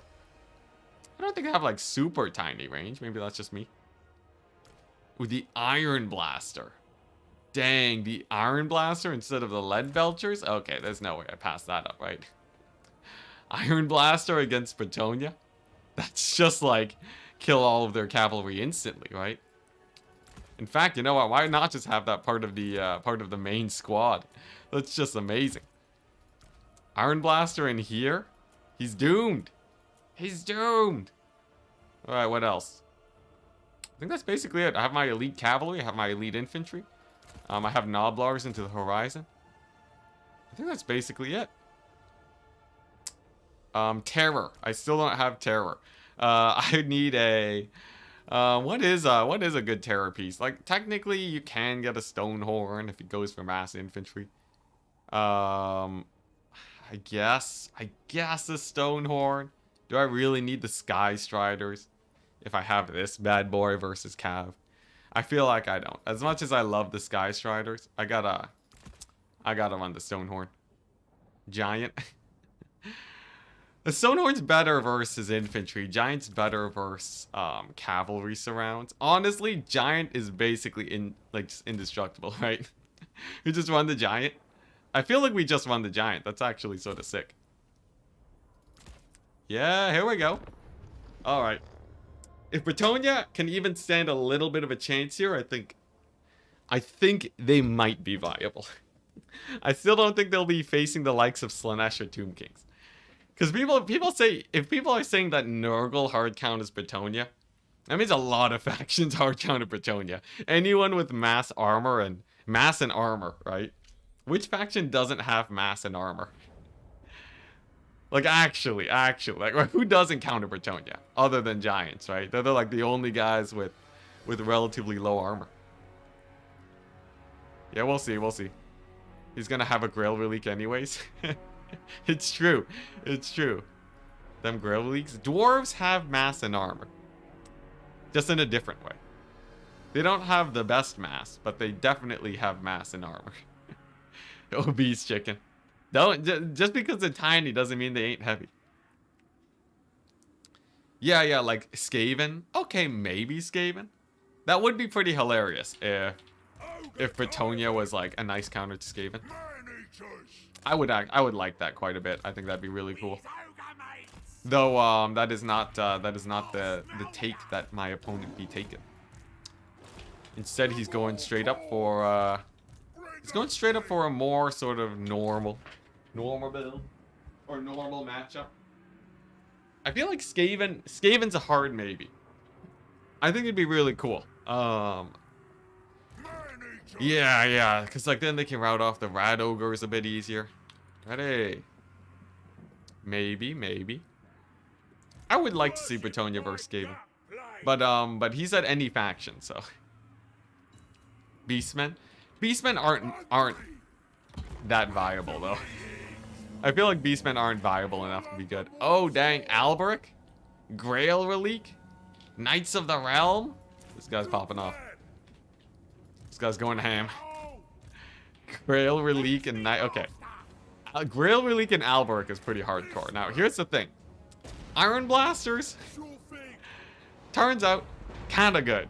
Only quarter damage though. That actually did less damage than I would have expected. Let's see, that's good for him. No trebuchets though, which means I don't have to worry very much. Let's just keep getting shots off on this here cavalry. Nice. It's basically a Necrofex Colossus if you think about it. Necrofex would be very common versus Bretonia as Vampire Coast. So I feel like that's basically what's going on here. Ah, there we go. There's the trebuchets. So we pull these guys back. Maybe the trebuchets are actually sick. Trebuchets could be sick if you think about it, right? They could actually, they could get some damage down. I wonder what Alberic's gonna do though. Is he actually gonna dive these guys? Okay, trebuchet on this over here. Interesting. You know what? Let's get the giant. He doesn't have that many archers, right? Oh dang! He straight up goes for it. You madman! You madman! He straight up just went for it. Come on. Chase him down. Keep him pinned. Keep him pinned. I will, oh!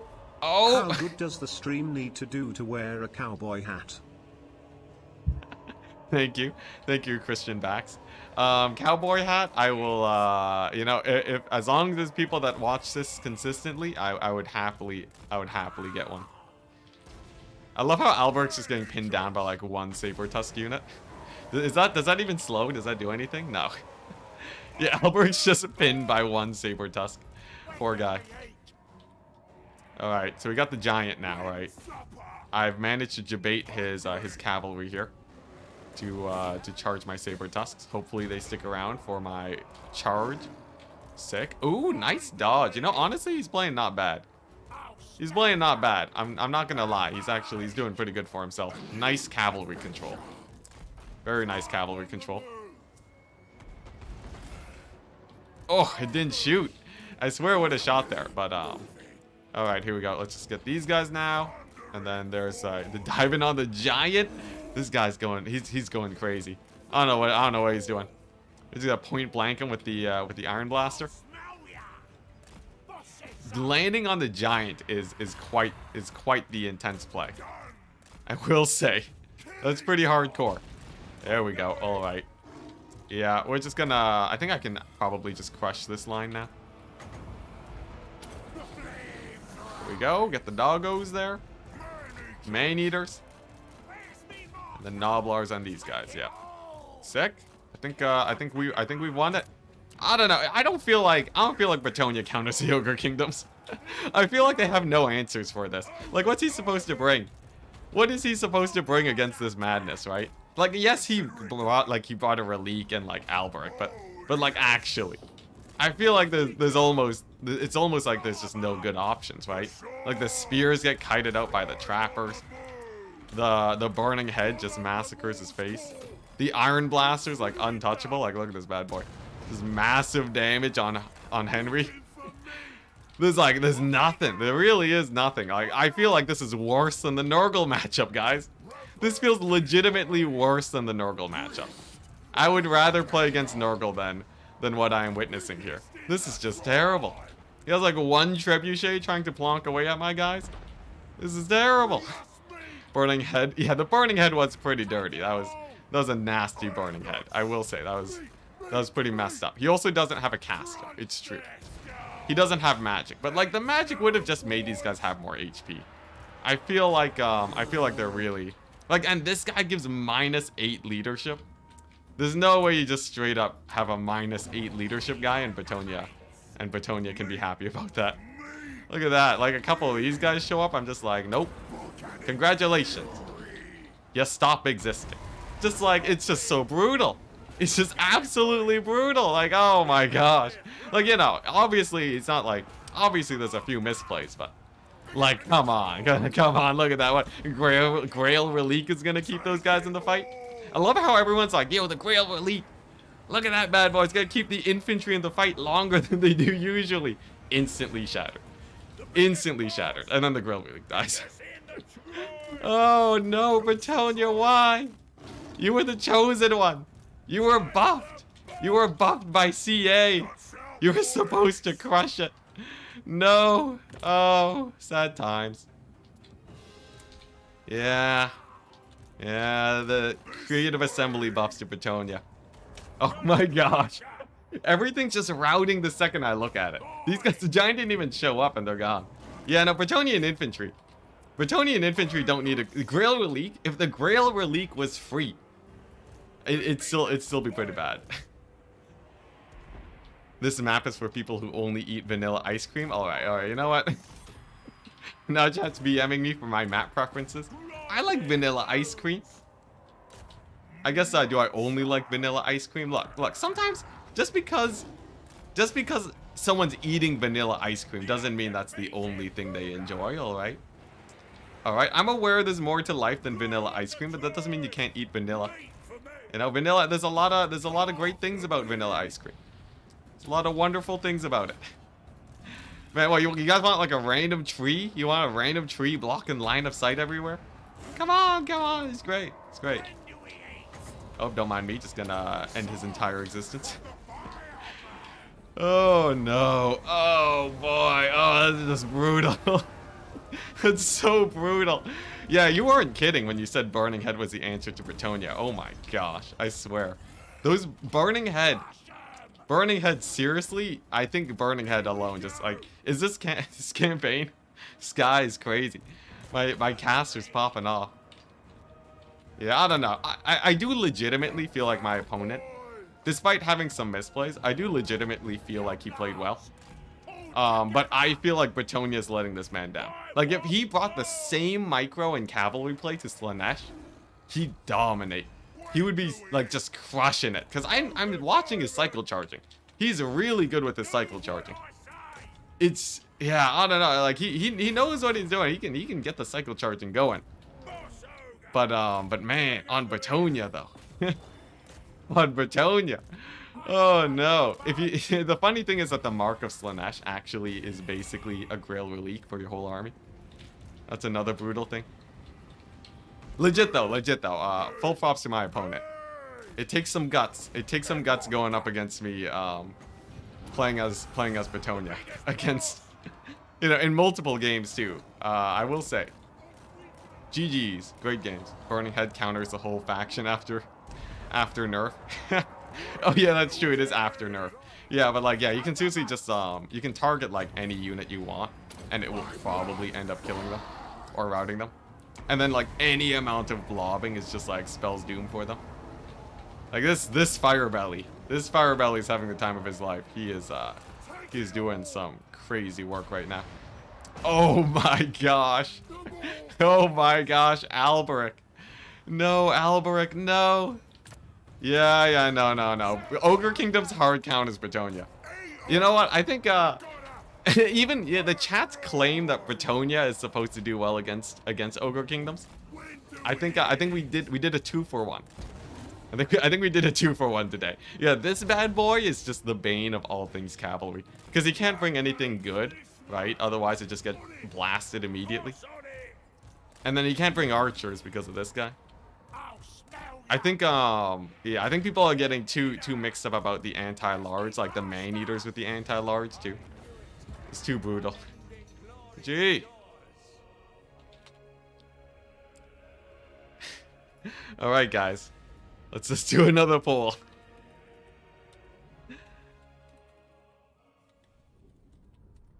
I don't know. I don't know what argument you're supposed to make for Bretonia here.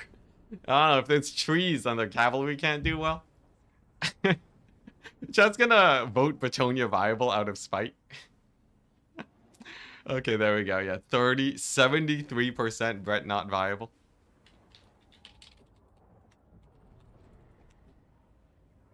%67%. Look at that. Viable against ogres or in general? In general. That was the claim. Apparently, Bretonia was supposed to be viable in the tournament scene in general. Dang, it paid for itself. In general. So that means you would expect to see Bretonia in a tournament. Sort of deal. Like, you know, you're watching Turin, someone picks Bretonia. You're like, that's pretty normal, because they're viable. if you see yourself in that situation, and that is a phrase that would be uttered by you, then you should vote Bretonia viable. Dang, 37%. 37%. That's actually a fairly large margin. I think it's very possible, just difficult. But like, does that make them viable? I guess if you have like some crazy Bretonia main going ham, then maybe. All right, looks like the vote is in. 38%. 38%. So that's what's it? 81 versus 62. 62%. That's one. Let's see here. That's 1 1 4. There we go. Only good to be picked if everything is banned. If everything else is banned. Oh no. Alright guys. Now here's my hot take, alright? I've been putting these players on blast this entire stream. I'm pretty sure RTK thinks Khorne is terrible. I think RTK thinks corn is terrible. I'm going to try, because I don't have anyone else lined up to play games with now. I'm gonna go to their Reddit, RTK Citadel. Are any of them playing right now? It looks like they're not playing. Dang it. Let's see here. Where is I need to find where do I go in this Discord? How do they find matches? Tournament calendar, general, quotes. Wait, yes you do. Corn terrible? No, I think corn's good. My bad. I think corn's good. I think corn's actually very viable. Like, I would play corn into some of the more meta factions. Like, I played corn into Tomb Kings easy. Hey, Flying Taco, if you wanna... Oh, you're in line? Flying Taco, you're in line? How are you in line? Did you message in the wrong Discord? Bretonia viable. Ogre's best faction. Oh, you did! You messaged in the wrong Discord. You messaged in the wrong Discord, guys. It's supposed to be the training gym Discord. Because I said it was a challenge Enticity thing.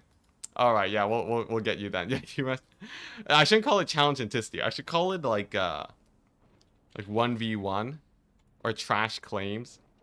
Ah, here we go. Trash claims. There we go. Save changes. Yeah, Flying Taco. You messaged. Ogres are the best faction except for undead.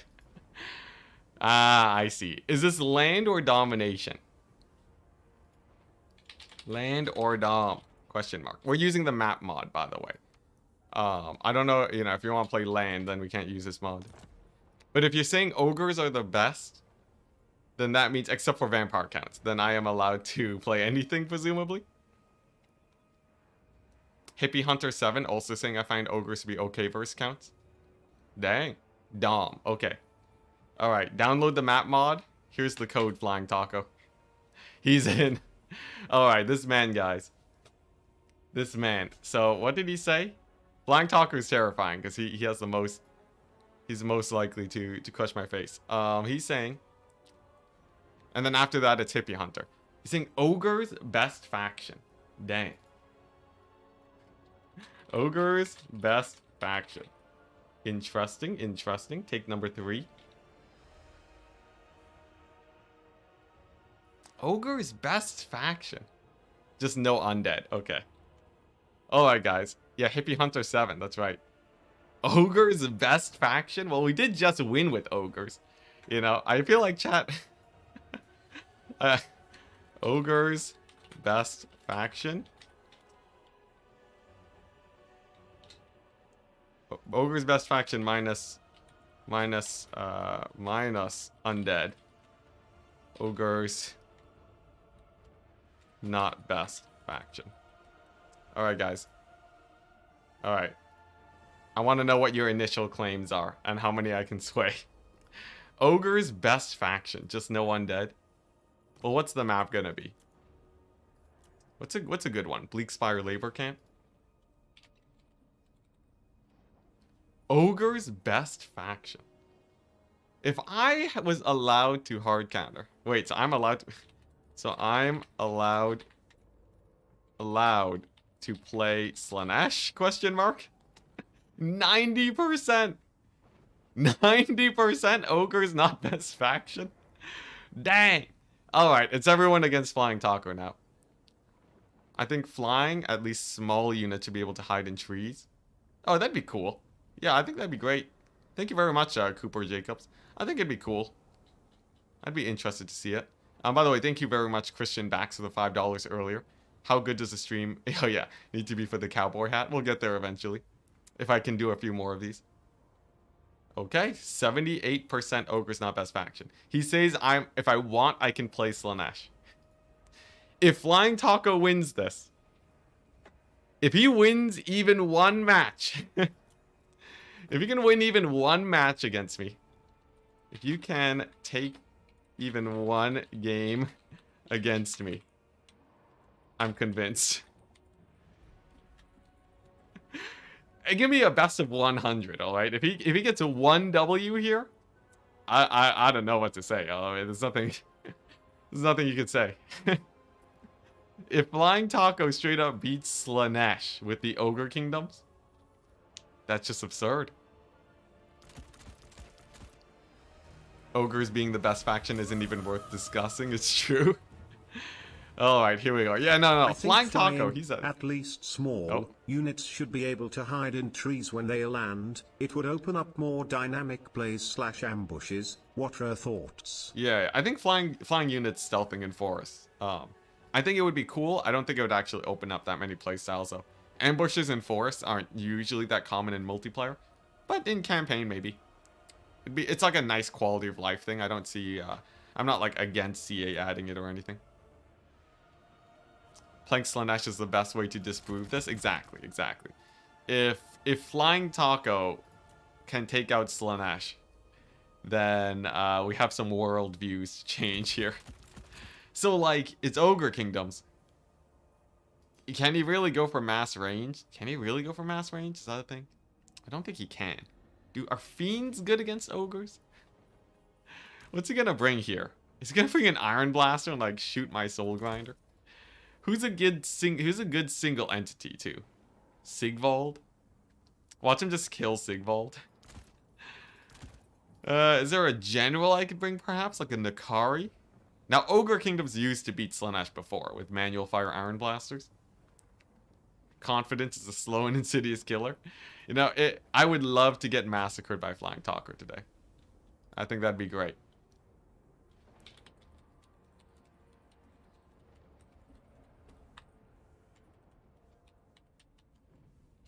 Training gym. But at Hippie Hunter, you're next. I'll send a DM when I'm good to go. Hey, thank you very much, Morris Minor. Soul Grinder Doomsack. I feel like 1 is warranted. Hey, AS, thank you very much for the 2 euros. Or 1.5 euros. I think the flying unit changes could be hiding something like Furies in the trees. And then sending them into the backfield. Like yes, but like it doesn't actually change anything. In my mind, plays that rely on your opponent to not notice something doesn't really work. And most people don't position that close to forests for a Fury Vanguard to really do anything. Like, I actually don't like Vanguards at all. I think Vanguard in multiplayer land battles, I think Vanguard there is actually pretty terrible. Is that my trash take? Look, if you played Beastmen and I played Beastmen and you were allowed to Vanguard, I would not be worried. I could be playing an artillery faction and if you Vanguarded, I wouldn't really be that worried. The only time is like I would care is on maps with super close positions. So like your Vanguard is basically right up to your opponent and the deployment zones are super small. Then I care a bit more. Other than that though, I don't really, I'm not worried about it. I feel like Azazel is just like the destroyer of worlds against Ogre Kingdoms, right? Azazel, discourage, -10 leadership. That's pretty massive. It's Ogre Kingdoms. So if I just Slaanesh spawn Marauder spam him, is that the way? Depends on the map. Yeah, it sort of depends on the map, but like a forest ambush with Furies doesn't really come into play in that situation. Because people who play artillery builds don't hug forests. So like it would just be, you know, stealth at the beginning, and the moment you move out to catch your artillery, your opponent sees it. Or you're just relying on your opponent not to see it, which I feel like isn't the best play. I feel like you don't want to be relying on your opponent to be blind. Yeah, this is the way to go. This is the way. There we go. Loads of spawn, loads of Marauder spears. And then, let's see here. It's ogres. Do ogres do well against armor? I think they do. Marauder spears are nice. Hellstriders are nice. I do feel like I want to have some actual, like some Seekers of Slaanesh. In case he does bring armor. And then I want, I might want the Heart Seekers. I know Flying Taco loves his big cavalry. He loves his big cavalry.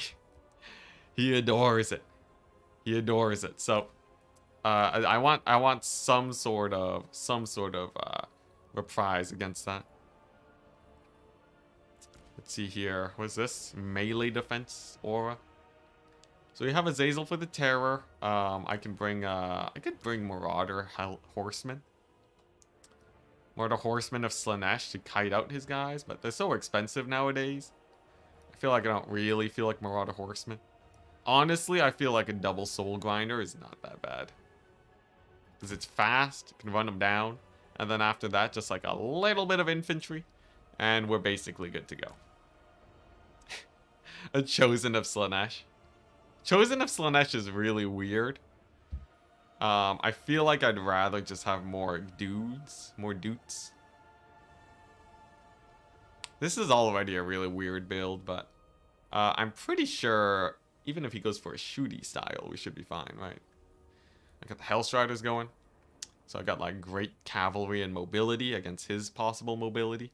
And then probably just infantry to buffer is all I really need left, right? Or I just skip the infantry and go for these guys. But I feel like, yeah, I feel like I would want some Sword Marauders. As weird as it sounds, Sword Marauders can be okay. Sword Marauders are alright. Yeah. How's the humbling going? So far, we haven't lost a single match. But we're up against Flying Taco's Ogre Kingdoms on domination now, so I'm interested to see what he goes for. Okay, Enticity, third time's the charm, this time Skaven. Oh man, Skaven against his ogres? That'd be pretty sus. Isn't this very one-sided? Furies only? This is one-sided, but the whole idea of this stream is that people have some sort of new meta-pushing boundary that they want to bring to me. And then I am the one that to test them against the fire. If they can actually push against the meta and show that their faction is amazing, or whatever take they have is amazing, then we're willing to concede that. But it's an uphill battle, because here's the thing, right? Anybody can make something work against a lesser player. If you can make something work against a greater or even player, you are undisputably correct, right? The first person to beat me on this stream makes a pretty strong point. So, I'm pretty excited for this, because if Flying Taco shows me how to beat Slaanesh with Ogre Kingdoms, I just don't know what to say. What were the two previous takes? Cathay is viable, and then Bretonia is viable. And the numbers on the side there, on the side over there, that is based off of how chat decides to vote. So we had 81% total between two votes for that, and then 1.14. So it seems like I didn't really fully convince chat that these factions are not viable. It seems like they still feel like Bretonia and Cathay are viable, given how much of a hard time I had versus them. But the majority of people believe that those two takes are not true. How about your hot take on Furies? Well, that's in campaign. That's to be done in my own time. Alright, here we go. This high ground point's a little bit awkward. I don't know how aggressive I want to push there. I think the wider I get them, the better, right? The more wide I can get Flying Taco, the better. So I should just position these guys here. Get the high ground. Get it secured, get it locked down. And then figure out what to do from there. Mass Noblars, easy. Mass Noblars. Mass Noblars versus Slaanesh. You know, I only have so many, normal Marauder frontline guys. The biggest issue would be, I guess if he did have Mass Marauders, it depends, right? Can he kill a Soul Grinder with Mass Marauders? I guess we'll see. Okay, so what has he gone for? He's gone for the Sky Striders. Great weapons. Few small entity count, so this will only do like 1,000 damage. But I'm using this as a rampage tool. He has the Ogre Bulls. More Ogre Bulls, Noblars, and a Fire Belly. Very interesting. What an interesting build he has. Not a lot of range. Not a lot of range. Some more Ogre Bulls, okay. The Sky Striders, that's what I'm most interested about, honestly. If the Sky Striders actually get some work done here, I will be, you can consider me surprised. Azazel, and the Firebelly has Burning Head. So he has a lot of anti-infantry. He wants to rout off my Marauders, which is, I'd say, a pretty smart play. The Soul Grinder, I think, is a good early starting choice here. Because I believe it will, it'll get some pretty good work done. It can grind out for a long time. He doesn't have that many single entities. And he doesn't have, like, an Iron Blaster or anything to massacre it. Looks like there's a summon. More Ogre Bulls. This guy, he's all about them Ogre Bulls. He went for an ultra wide line. Interesting. Does that mean I'm going to be running into possibly... Am I going to be running into the mass ranged Noblar spam? We have one over here already. I saw that, Flying Taco. I saw that. Noblars against my Marauder Spears. Interesting. I guess I can just have Azazel there, though. It's fine. And he can sort of beat them up. The question is, how aggressively do I want to take this fight? I think the Sky Striders won't do well in this forest because they'll be constantly getting flanked. So that's a little bit of a problem for them. My Marauder Spears here are in a little bit of a bad matchup. I'm going to replace them with normal Marauders. Just the normie Marauder guys. And then we can take our first engagement. I think this right here, Soul Grinder. I want to catch out any potential... Yeah, there they are. Noblar Trappers into the horizon. Who would have guessed it? Who would have guessed it? He's got Noblar Trappers. Alright, here we go. I'm just gonna blitz through the Noblar lines and see how that goes. Actually, I don't want to get too feisty, though. I don't want to get too feisty, otherwise those Sky Striders will cause me issues, but... yeah, here we go. Get the Hell Striders going. Get the spawn through. Right, there we go. Spawn all over them Noblars. Nice. Charge his Sky Striders now. And then, oh, the Burning Head. Get the Hell Striders out. Nice. Okay, now they're not in Rampage range just yet. So they're not going to Rampage or anything. So I do have to be a little bit wary of that. But it seems like so far, we are seeing some pretty nice routes for me. Seeing the Noblars not doing too great to the Azazel situation.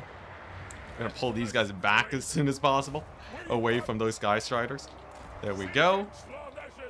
And then we're going to send them back in. Nice. Azazel's going to decrease their leadership and whatnot. And then I'm going to see if I can get my first Rampage of the day on these guys. I'm going to get another Pavane of Slaanesh on here. And we were just trying to Rampage them, essentially. I just want to get these guys routed off. Another Slaanesh Hellstrider coming on in. Nice. It looks like my Marauders are holding the high ground very well. Most of his Noblars are sort of occupied. Oh, but look at that. He actually went for a heal there on these Sky Titans. And he's going to be pulling them back. I'd say overall, that's a very nice play. The thing is, though, as it stands, trading's sort of going bad for him. I'd say trading's sort of going a little bit sus. The Sky Titans, I just have to keep an eye on. And as long as they don't cause too many issues, I think we're fine. Man, those Saber Tusks, though. Pretty scary, pretty scary. There we go. We're going to get a little bit of a turnaround there. Azazel with the Terror Routes. Sky Titans, not too bad yet. Another unit over here. I'm going to fix my leadership problems real fast. And then I believe we're fine. I'm sort of taking stock. We are trading down, though. That's sort of interesting.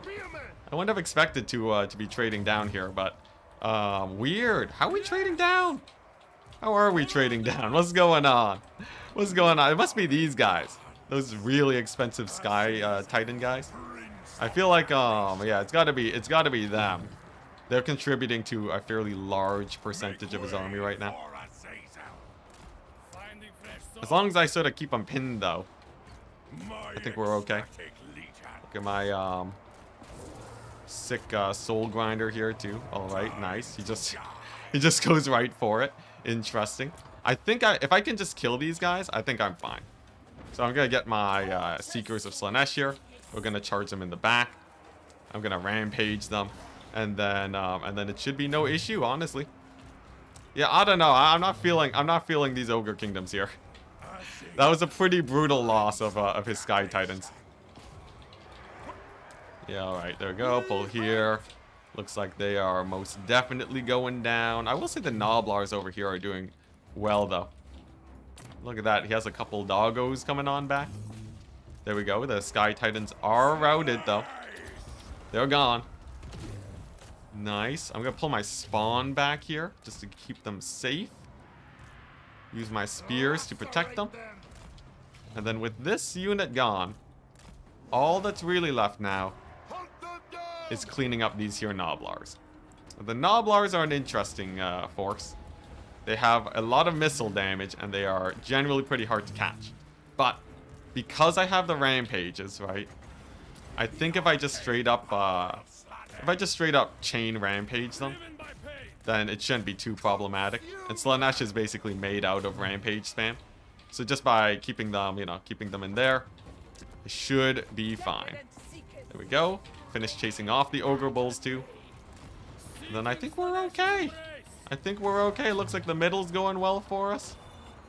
Middle's going decently. I'm gonna net these guys. Stop that sick Ogre charge, since Ogres rely very heavily on their charges to do well. In the distance, it seems like my Marauders have done well over here. There's a single unit of Ogre Bulls, but that's not too problematic, honestly. And now it's just his generals. It's just a couple generals left against my Soul Grinder and Azazel. Sick. Come on, chase these guys off. I swear, if they actually rally, that would be sort of bad. Let's see, do I have Hellstriders back yet? Not yet. I guess I can summon in some warriors. Sort of janky. I'm not the biggest fan of the Chaos Warriors, but I think they'll do all right. Here, we'll kill off his magic. I don't know. It's sort of a pitched battle. It's sort of a pitched battle against Slaanesh too, but we did chase off his Sky Titans. Thank goodness. Thank goodness for me. Looks like the thing is, if he starts trading up here, we're pretty screwed, right? Dang, he killed the Soul Grinder. Mad Lad actually did it. He killed the Soul Grinder.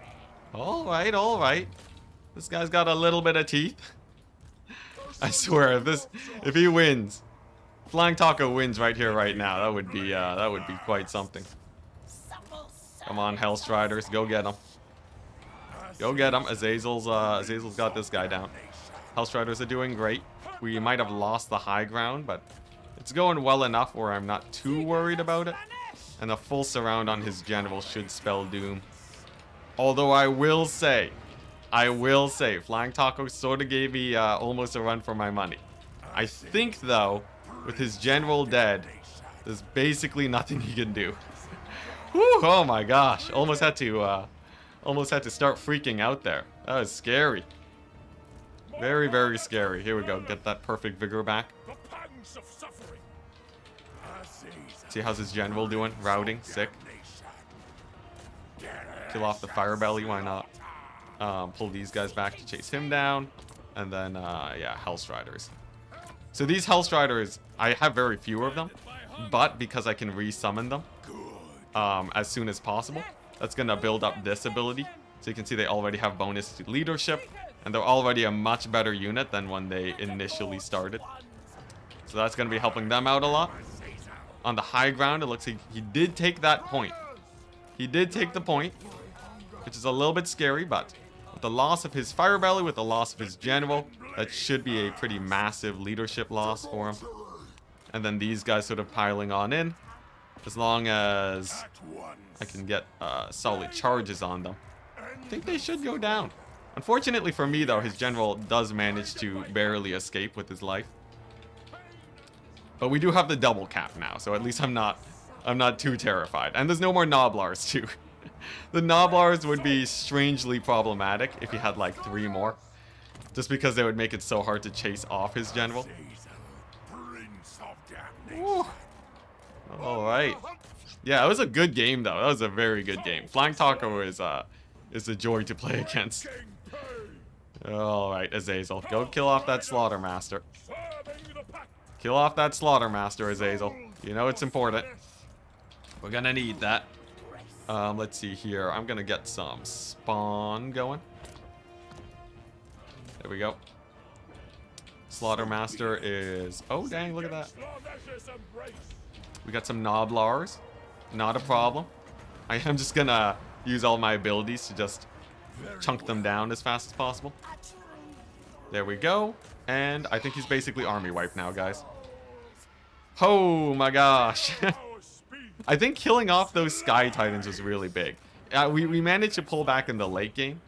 But like if those guys had, you know, just stuck around, right? If I didn't get a full surround on them, it'd be pretty scary. Now, of course, getting a full surround on them is easier with Slaanesh, with all of your nets and such. Like I can just click these guys and the bulls are dead. But still, that was pretty sus. That was pretty sus. I think with a little bit, like even one misplay is enough for me to have lost there. Oh my gosh. What Grand Cathay is viable? So far we played 2 games against a tournament winner who won with Grand Cathay, and it did not go very well. Though chat was pretty close. I think it was basically 50-50. Slightly leaning towards Cathay not viable.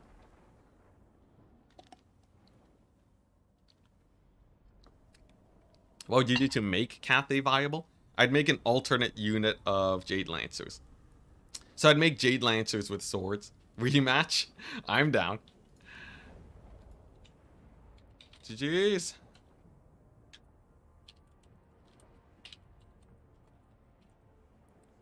I think a rematch would be pretty sick. I'm not feeling these Chaos Warriors at all. They felt pretty bad. Hey, he gave it a sure, guys. He gave it a sure. We're gonna rematch against Flying Taco. Let's see. Can I finagle this at all?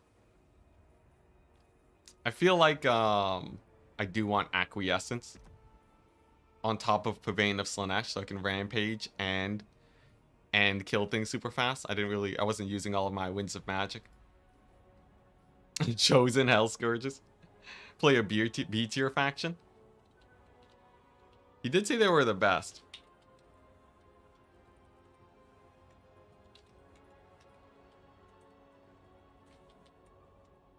I'm gonna message him. It depends on what take he wants to go with. If he wants to keep playing versus Slaanesh, it can be done.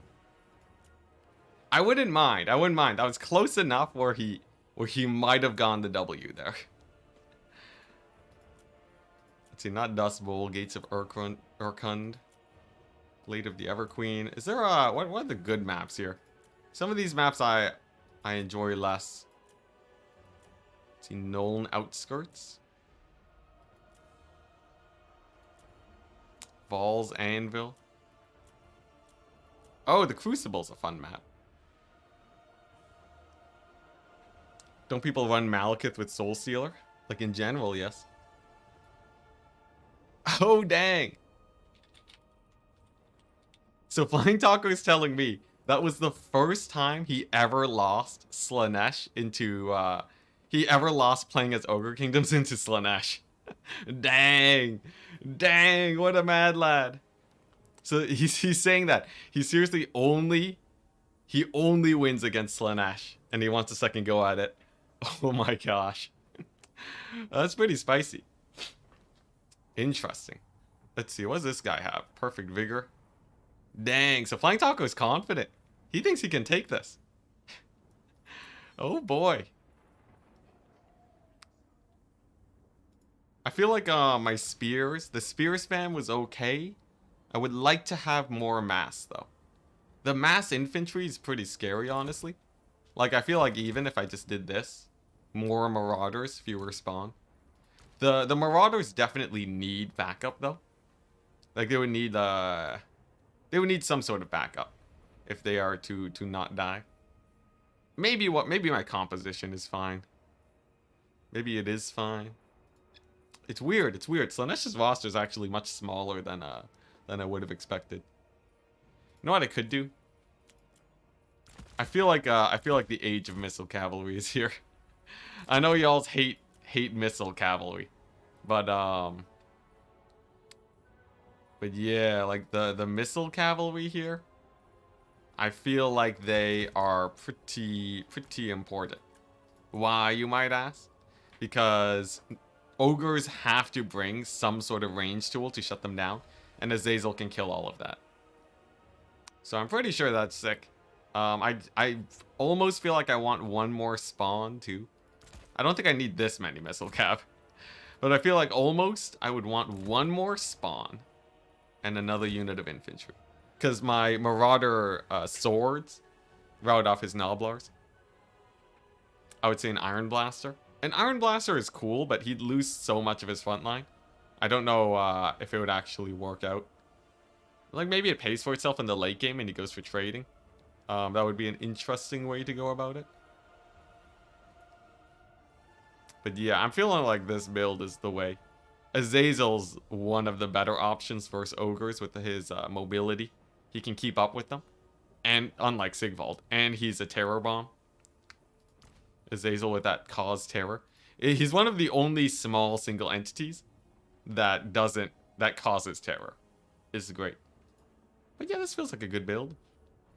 Let's change up our Slaanesh banner. Let's go purple Slaanesh. I'm liking this. Yeah. Let's do it, chat. How good are lead belchers into Slaanesh? If they take any damage at all, they're gonna eat Pavane of Slaanesh and Rampage, so I think that would be a problem for them. Yo, this is exciting though. Yo, honestly, the stream is pretty fun. The stream is basically me getting my multiplayer practice in. I feel like it would be great too to just straight up have some normal multiplayer streams again. Just like normal practice streams. That could be really fun. Round 2. Fight. Pretty hype. Here we go. So I brought with myself a very similar build to last time. These guys are gonna barrel down the middle, I think. And then I use these guys to hold the flanks. If he summons Ogre Bulls, I retreat with my Marauders, and then I bring in a unit of Hellstriders. So I feel like, even though it's a bit more expensive, it's just enough for me to win the flank points over Flying Taco. I think that's pretty important. The goal today, if he goes for the same build, I have Horsemen of Slaanesh. If he goes for a ranged build, I still have Pavane of Slaanesh. We also still have a Soul Grinder, which can be pretty hard to take down. So I have options. Saw a good goon Oh, Malekith. Wait, I saw a good goon of Malekith by Strigoi on Goose and Drakenwald ROR. Oh, you mean like the... I thought I streamed that game, yeah. Yeah, I streamed the one with the Goose on Malekith and the Vargeist, the ROR Vargeist. It's pretty good. Malekith actually goes down pretty fast if against like some of the real world beater lords. Okay, so he is going for a very similar build. Okay, nice. This tells me I can probably go for some of this action. Behold, Flying Taco, the skirmishers. The skirmishers of Slaanesh. We'll see how that goes. These guys are, they're just here to poke down a couple Noblars, poke at the Ogres. I know! The Noblar Scrap Launcher counterplay. Interesting. Let's see here, when is that thing gonna fire? There we go. We dodge it. We dodge it. There we go. Nice. And I'm gonna get another one of these. Yeah, so the thing about Noblar Trappers is that they don't have the range. They just straight up don't have the range to deal with this. And you know what I could do? I could probably overcast a Pavane of Slaanesh into them and then beat them up. I feel like that could be sick. Yeah. Just Pavane them.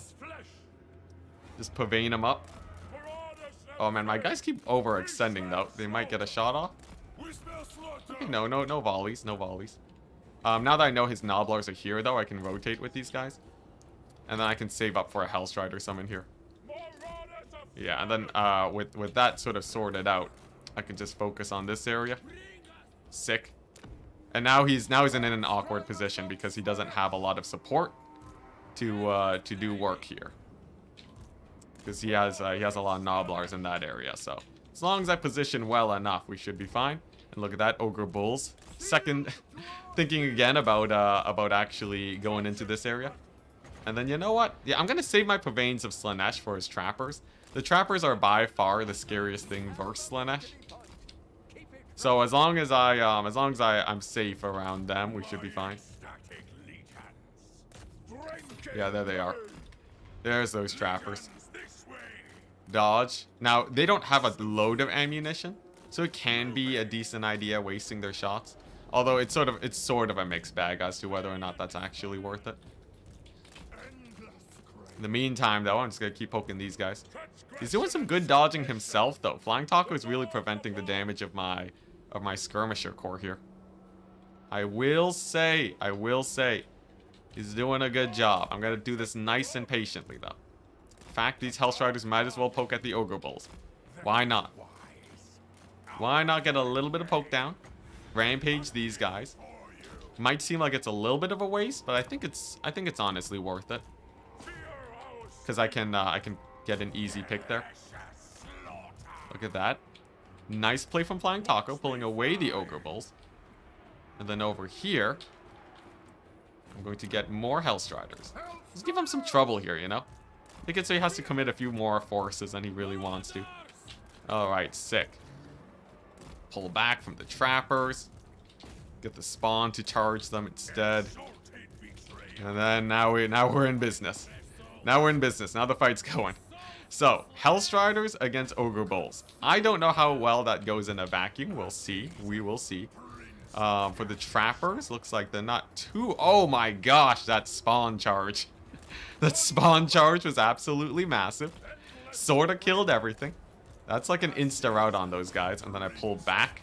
Yeah, oh my gosh, the spawn wreck face. They absolutely wreck face against the Noblars.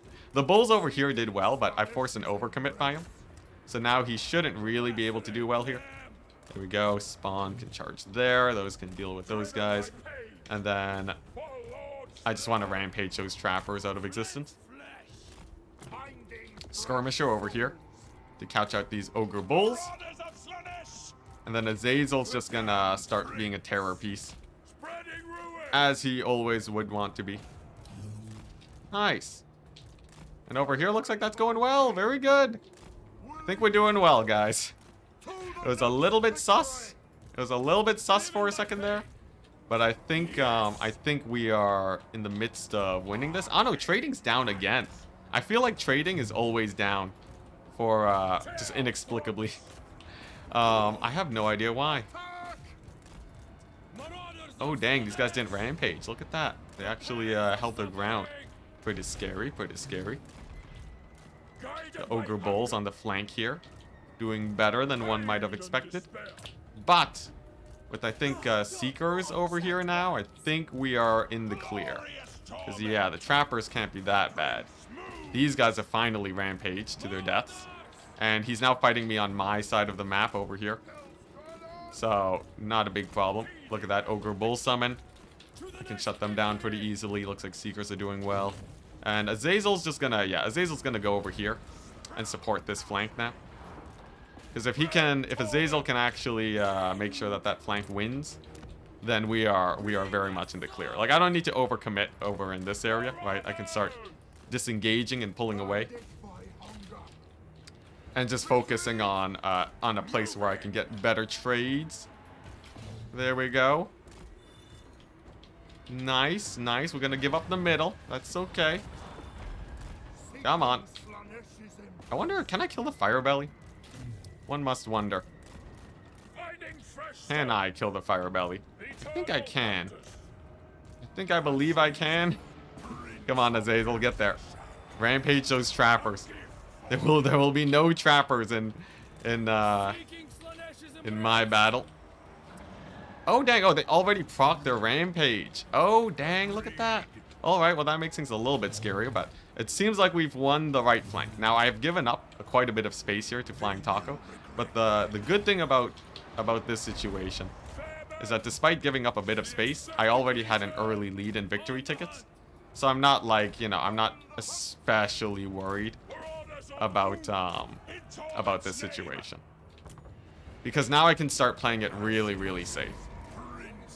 I can play it exceptionally safe and just, you know, make sure I don't lose Azazel, and then we should be fine. More Hellstriders towards the middle, because I think that's about to go my way. Sick. I am going to, let's see here. Do I net these guys? Do I net those guys? I don't know. His Lord's been fighting Azazel a lot too, I gotta say. Yeah, I'm gonna net these guys. Let's see here. Azazel's gonna beat up their Lord. Dang, he's sort of trading. He's sort of trading, I'm not gonna lie. Now, most of his strength is in, I guess, those Iron Blasters.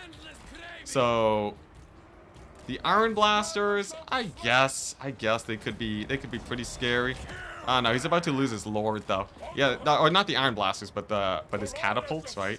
Because they can't actively get a lot of damage in, they're sort of just like passively gaining value for him. I think I have a much bigger fighting strength here than he does. I think we have yeah, we have a bigger advantage, and the rampage on the trappers too is massive. As long as I keep rampaging them, we're pretty much in the clear. Yeah, and then with the Azazel, he can just keep on terror routing guys. Like I think this pocket on the left here is very close to routing off, so that should be pretty easy pickings for me. This right pocket though is a little bit scary though. Massive spamming of the ogres on that flank too. I don't know. Maybe Flying Taco's got this. I can't tell. We do get a route though. We do get a route. He has a couple saber tusks. It's a good time to pull these guys away. I'm going to get another Purveyne of Slaanesh. And as long as I keep up trading, I think we're fine. Because here's the thing, right? We're up in tickets. All I really have to worry about is trading. That's all I really have to worry about. Yeah, with all of with that lead, there really shouldn't be too much else. I guess let's see here. Yeah, I could summon Marauders to take the left flank, but I'd rather have more cavalry to support here. Oh boy, more ogres. Yeah, I'd rather have more cavalry. Oh dang, these guys. My spawn needs to get here. Spawn needs to get there. Come on, Azazel.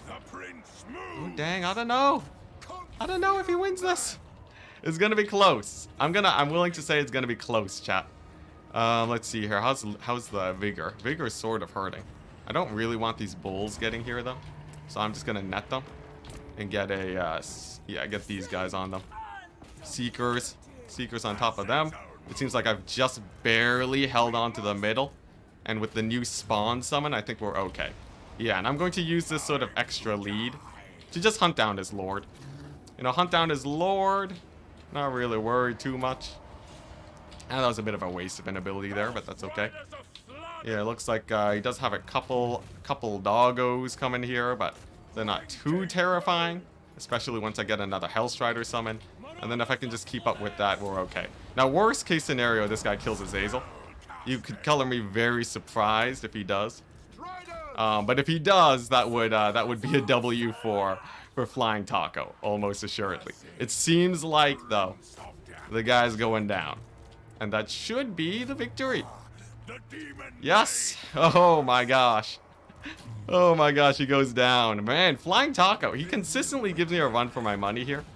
But there we go. With his general down, I really don't see how he can win this now. Now, I still have to not give up, though. Flying Taco, or not let up. Flying Taco is a tenacious player, to be sure. And he will continue scrapping it out until the end of time if I'm not careful. Let's get a Horseman summon here to capture this point. But I think because Azazel has the terror, right? I think there's basically nothing he can really do. Unless, I guess, if he straight up kills Azazel with, some Ogre Bulls. But, the terror is so brutal against Ogre Kingdoms. It's just gonna be, constant terror bombs on him. Yeah, there we go. And with that point captured, he has to respond to it with something, right? Noblars are shut down. Ooh, okay. Nice. It seems like these battles are barely being won off the backs of me killing off his Lord. But Flying Taco is a tenacious player. He's a very tenacious player. It's like, it's always the late game. He gets like an early game lead of like a few thousand, or like 1,000, right? And then the late game is like a huge scrap in the end. The resummoned Hellstriders are going to be the bane of him, though. There's no way he's going to have a good answer for that. Resummoned Hellstriders are the worst. Like, look at these guys. They're coming in with base 10% ward save. 10% ward save Hellstriders off of nothing. Absolutely terrible. So, yeah. He is going for the kill on Azazel, though. That's hilarious. I love the double scrap launcher on him. Okay, there we go. Another Hellstrider summon. And I believe that's the point captured. Nice, nice. Spawn are sort of getting wrecked by those trappers, though. I'm out of magic, too. So, if, you could potentially get some work there with that. I think with the trappers shut down, though, I'm not that worried. And Azazel can probably terror out them. Okay. Alright, alright.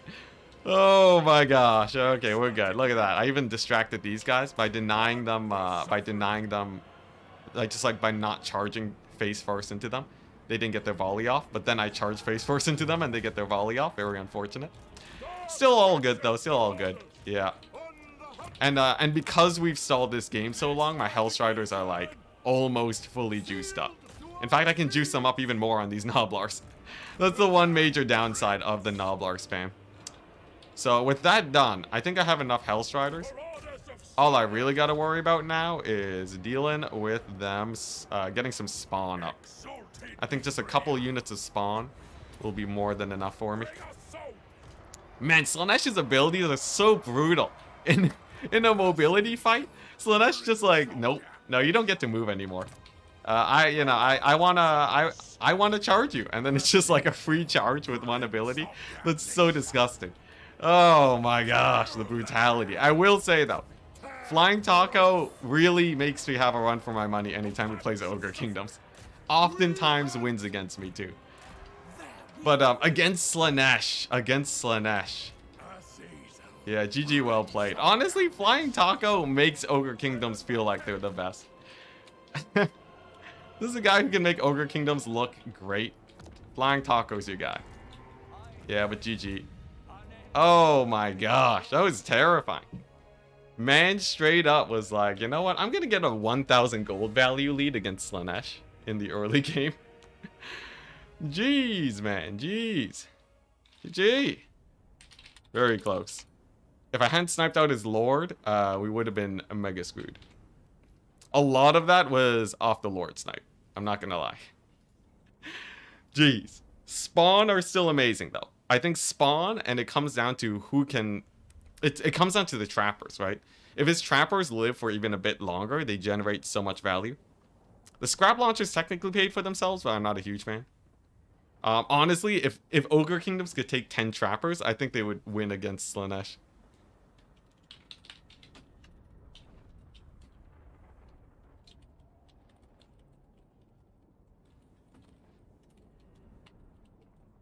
Very fun game, so oh my gosh. I like the unsummoned Lord. You just have the one caster for the 2,000 value. Azazel though, also 2,000 value, but loads of terror routing for his cavalry. Look at that, 700 gold unit, guys. At least 700 gold almost gets them where they need to be. Can you believe these guys used to be 600 gold? 600 gold! I should drop it. See, it's already nerfed them to 700. But man, Slaanesh cavalry is crazy. Alright. Yeah. He needs the scrap launchers for anti-skirmish. I feel like he was doing well enough walling off with the Noblars. I feel like my skirmishers didn't get that much damage with the Noblars.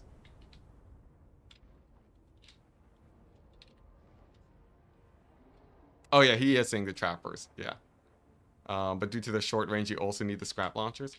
I was thinking you could tank the damage on the Noblars.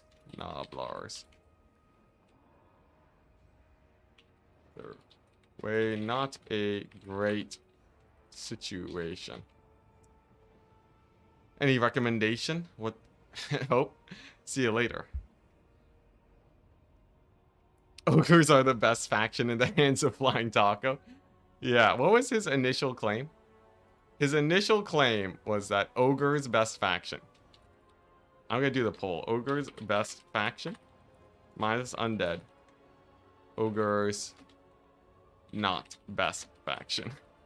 I don't know. Flying Taco did a pretty good showing. He did a pretty good showing against Slanesh of all factions, against one of the top factions in the game. I feel like they're pretty hype. They are pretty hype. But we'll see. We'll let chat vote.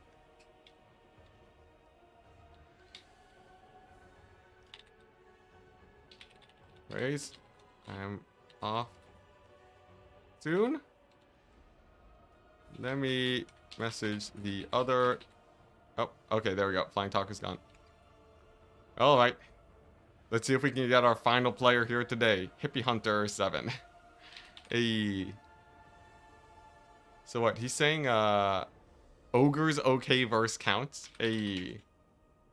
Want to play Ogres versus Vampire counts? Let's see if he's still around. It seems like Ogres not best faction. Funnily enough, Flying Taco made the poll sway further towards Ogre's best faction. What a Chad. What an absolute Chad. Oh my gosh. Man straight up. Man on a mission. I think he got it from 85 Ogre's not best faction down to 70%. He had a 15% point swing. I gotta say, that's impressive. Let's see. Ogres best, not best faction. 70% for me. And that's gonna be, what's it? 30%. There we go. 30%. 1.11. Ogre time. Yeah, this is the last one. So Hippie Hunter says that ogres apparently are great versus vampire counts. I'm skeptical. But I would be very excited to see it. Sorry, my autocorrect is in German. Oh, I see. Any recommendations on what faction to learn as beginner for multiplayer? I would say Khorne. You start with them in the base game. They don't have a lot of magic, so you can't screw that up. Just don't take too many abilities. And then they have a very great straightforward playstyle. You play as Khorne, you get 1,000,000 flesh hounds. Like here. You want a Khorne build? This is what you do. All of your Khorne builds should start more or less like this. Alright? And then you can spice it up how you want. At your own risk. 4 flesh hounds. A bloodthirster in the air for terror, because Khorne doesn't have that much terror. And then what you want to do is you want to have like a couple of these guys. One of these guys, probably. These a little bit squishier. I'm going to do like the 0 spice Khorne starter build. You know, it is perfect money for a Minotaur. But like your traditional no spice Khorne build, minus Minotaurs, looks something like this. You know, you have like a whack load of infantry. You have a whack load of infantry and a couple mobile pieces and maybe some minos. This or spawn, right?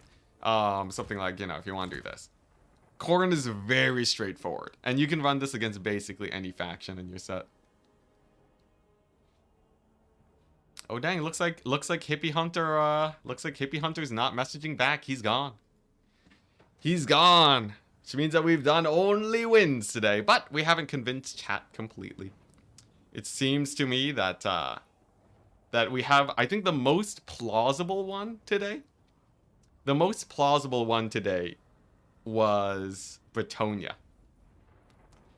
We had good old Bretonia. I'm going to, I'm going to restart my game to disable the mod, and then I'm going to play a game of domination with Bretonia. I'm going to play like a ladder battle as Bretonia, because why not? I feel like Bretonia... Well, actually, wait, no. Was Bretonia the one? No. Was it Cathay? No, I feel like it was Cathay, right? Cathay was the one that was most... Cathay was the one that was the most... oh, whoops. That was the most even vote, I think. I think Cathay was, right? Because Cathay was only like 1% off or 2% off. Yeah. Cathay put up way more of a fight. Also, fun fact. I've been playing Oxyotl. I think I might be able to paint the map in 10 hours, guys. With Oxyotl. Yes, it's crazy. Yo, guys, look at this. This turn 28, right? I'm basically, like, auto-resolving every battle with Oxyotl. I'm, like, on turn 50, I think I can get all of Cathay. This stream, or this progress was only 3 hours. I feel like legit paint the map Oxyotl. I feel like that's actually a thing. Because you get the Saurus Warriors with +1. With +1 public order once they hit level 20. So you spam those guys. And then you spam the Skink Skirmish stacks to get an early game lead. And then you just roll them over. I think it's sick. Yeah, Oxyotl's hype. And you have, because you're doing a bunch of the battles with Oxyotl, he levels up really quickly. So in that campaign, by turn 23, he was level like 33. Level 33 in 23 turns. So he gives experience to the Saurus, right? Obviously, because he's fighting so many battles. The Scar Veterans. And then from the Scar Veterans... I gotta try it, chat. I gotta try it. I have to. I have to try it. But yeah, from the Scar Veterans, I'm pretty sure Oxyotl, I think he actually crushes it. Because then you get like level 20 Scar Veterans. So I might train that up a little bit longer. And then I'll probably do like a Blitz campaign Oxyotl sometime. You ditch an Nurgle campaign 8 turns in. Yo, everyone, as soon as they find Gorst, they instantly ditch a Nurgle. It's a common phenomenon. You very often see people are just not a fan of running into Gorst. He's a pain. Okay, wait. Rapunzel has a +10, +8. I can make these guys have 34 melee defense. That's not that impressive, is it? 34 melee defense. Can I do better? How can I get the best foot squires in the game? Does Henry have anything? Guardian? No, he doesn't really have anything. Can I get well, obviously we want like a Lore of Life caster to heal, right? Heal up the infantry, pretty sick. Hey, Adobe, you're on Twitch now? Dang, you still didn't get the sub button on Twitch. It's because Twitch doesn't. Oh dang, Empire. It's because Twitch doesn't let you. Twitch hates the competition between YouTube, so they don't actually let you. They don't let you get the thing. Oh, someone also said Battle Pilgrims. What if I just straight up like did this? The Bretonian Battle Pilgrim 20 stack against Empire. So mass Battle Pilgrim, mass Foot Squire, Dwellers below, a million archers, right? And then what? Henry? Henry for the terror? Oh boy, this is a build. Yep, there we go. Alright, guys. You think Bretonia's bad? Think about Mantonia. Such a terrible name. Are you ready for the Mantonia? Grail Guardians are the best foot squires. Chevrons. There. The Manti Tonya with the double Grail Relique. I feel like Grail Relique has a chance of being OP. Take Henry. Yeah, we got Henry. Henry Rapunzel. Rapunzel makes these foot squires pretty sick. She's gonna bump up their melee attack to like +1,000,000. Like they're gonna have 50 chance to hit against Empire infantry. The dread Bretonian Mantide. I'm so ready for this. My opponent won't know what hit him. Just gonna reset the timer. I'm just letting him know that I'm ready. Man, this was a great stream today, though. I really enjoyed doing some myth busting. The Cathay one needs more work. Medley said that they would come back. Medley said that they would come back to me about it. So did Flying Taco. And what's it? So did Big Friday. All three players are like, all right, you know what? You might have won this time, but I'll be back. I'll be back. What if they go mass artillery? Dude, we just W it. We just W forwards and massacre them. Love watching multiplayer. This is great. Hey, there we go. He's ready. Alrighty, people. I want to know if Grail Reliques are actually OP. If you think about it, they're buffing up the Foot Squires by quite a bit. Ain't no terror routes from France on them. No brakes on the man train. Oh my eyes. Oh my gosh, it's so bright. Alright, here we go. I'm pretty excited, guys. I'm pretty excited. This is gonna be amazing. It's gonna be amazing. Are you kidding me? Are you kidding me? We're gonna run him over. If he has any number of infantry, he's dead. If he has like a mass skirmisher build, he's stream sniping. Only Cathay in competitive play we've seen do really good had no range at all. Yeah, this is some. I feel like Cathay really should have like only 20% range units. Like I think they should only have enough range units for Harmony, and that's it. It's too easy to go too much on the range, which makes me feel like a Cathay only infantry build of Celestial Dragon Guard and Jade Warriors might be the clutch. Celestial Dragon Guard, Jade Warriors of both types. That is 14 units of infantry that you can field. That's pretty clutch, right? I feel like that's pretty clutch. I don't know about you guys, but I would like to try out Cathay. I feel like the Cathay being viable is I even feel like I might have been changing sides on whether or not I feel like Cathay's viable there. Because the thing is, Cathay, if they can just straight up survive like that well into Norska and Tomb Kings, I don't know. All right, my dude. All right, seriously, this is. We got a campaign player, guys. This is the second time someone's deployed this far away. Hit the ×4 button, man. Come on. Oh my gosh. Oh well.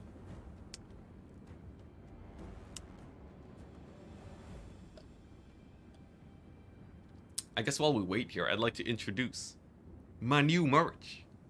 Milk Bag City has arrived, people. I did it. I actually made a milk bag cup in true Canadian style. It's amazing. It's a massive cup. If you like huge cups, I've actually tested it. It's a metal one. But it actually feels like fairly sturdy. Like it's like double layered. Only if you want it though, obviously. No, don't feel rushed to buy random merch, you know. If you want to live the meme, feel free to. I feel like to really solidify the meme though, I gotta have an alert that pops up. I want an alert that pops up when people actually shop. Because as it stands right now, I don't actually know when you guys buy it unless I check it manually. Or would someone drink milk from a bag? You don't drink milk from a... Oh, dang. Look at that.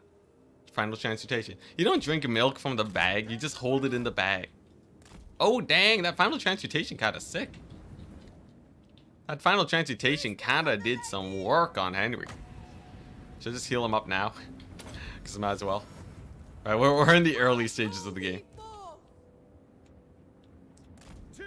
Land battle, let's go. Yeah, land battle. Milk from an IV drip? Oh boy. But yeah, merch is in the description. I forgot to add. I don't know how many people are actually gonna buy it, but I like that it exists. What's your best verbal commercial for someone who's never tried a Total War game? Oh, dang. Mr. Black Brawny. When did you message that? Bloody ages ago. Ages. Oh, no, not that long ago. Okay. Total War game is very... Total War games are very different from any strategy game you've ever played before, which make them a very unique experience that you might want to try out. The great thing about them is that it mixes the 4X enjoyment that you get off of Civilization games and combines it with awesome in-game battles. Like you have, you have insane unit details, you have insane immersion. Like you can go all the way down and look at the grass, look at their faction banners, hear the men scream as they fight or scream as they charge. It is a very, very immersive sort of type of game with actually quite a bit of strategy on top. So if you do like your classic RTSs, it doesn't play like StarCraft, but you get the sweet, sweet enjoyment of actually having a fairly high skill ceiling. For example, there's like, the full-on multiplayer scene. The game does have a proper multiplayer scene. And, oh, is he gonna final transmute these guys? Yeah, it has a full-on multiplayer scene. Just a wonderful community. And also, it's one of those games you can get highly addicted to. It's one of those games. One of those games where you just sort of the one-turn syndrome. So if you really want something that will occupy you forever, it's pretty good. Oh, that's just a normal cast. Okay. It's pretty good as a time sink. That's also fairly good in terms of being just super not cost efficient, I guess. I guess cost efficient is sort of the right word. But yeah, it is a very like, I guess cost efficient, sure, why not? Like, because a lot of people, you don't have time to, you don't have the money to buy a million games. So if you want like a game that you can just play for basically forever, Warhammer, my dude. There you go. That's my pitch. That's my pitch. Just be careful about ladder. People will corner camp you and make it take ages for you to actually advance on them. Alright, here we go. Archers on the free company. I know my infantry can beat his infantry, so that's fine. I just straight up dwellers him here. Is he gonna dodge it? Oh, dang, those aren't free company, those are handgunners. He seriously went with the melee handgunners? The front line of handgunners? That's terrifying. Alright, here we go.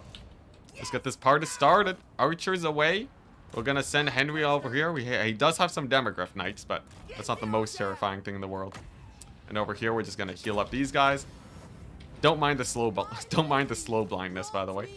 And yeah, we're just gonna get our sick charges here. Oh, he pulled back the handgunners. Very nice play, very nice play. We're gonna keep punishing them though.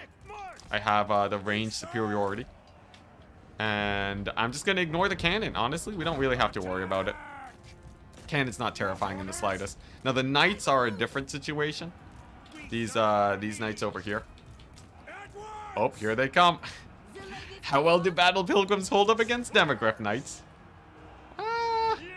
Better than I would have expected. That was actually a pretty weak charge by the looks of it. So, not bad, not bad. Now, you might notice too that the guerrilla reliques, as it stands right now, are getting some pretty interesting work done.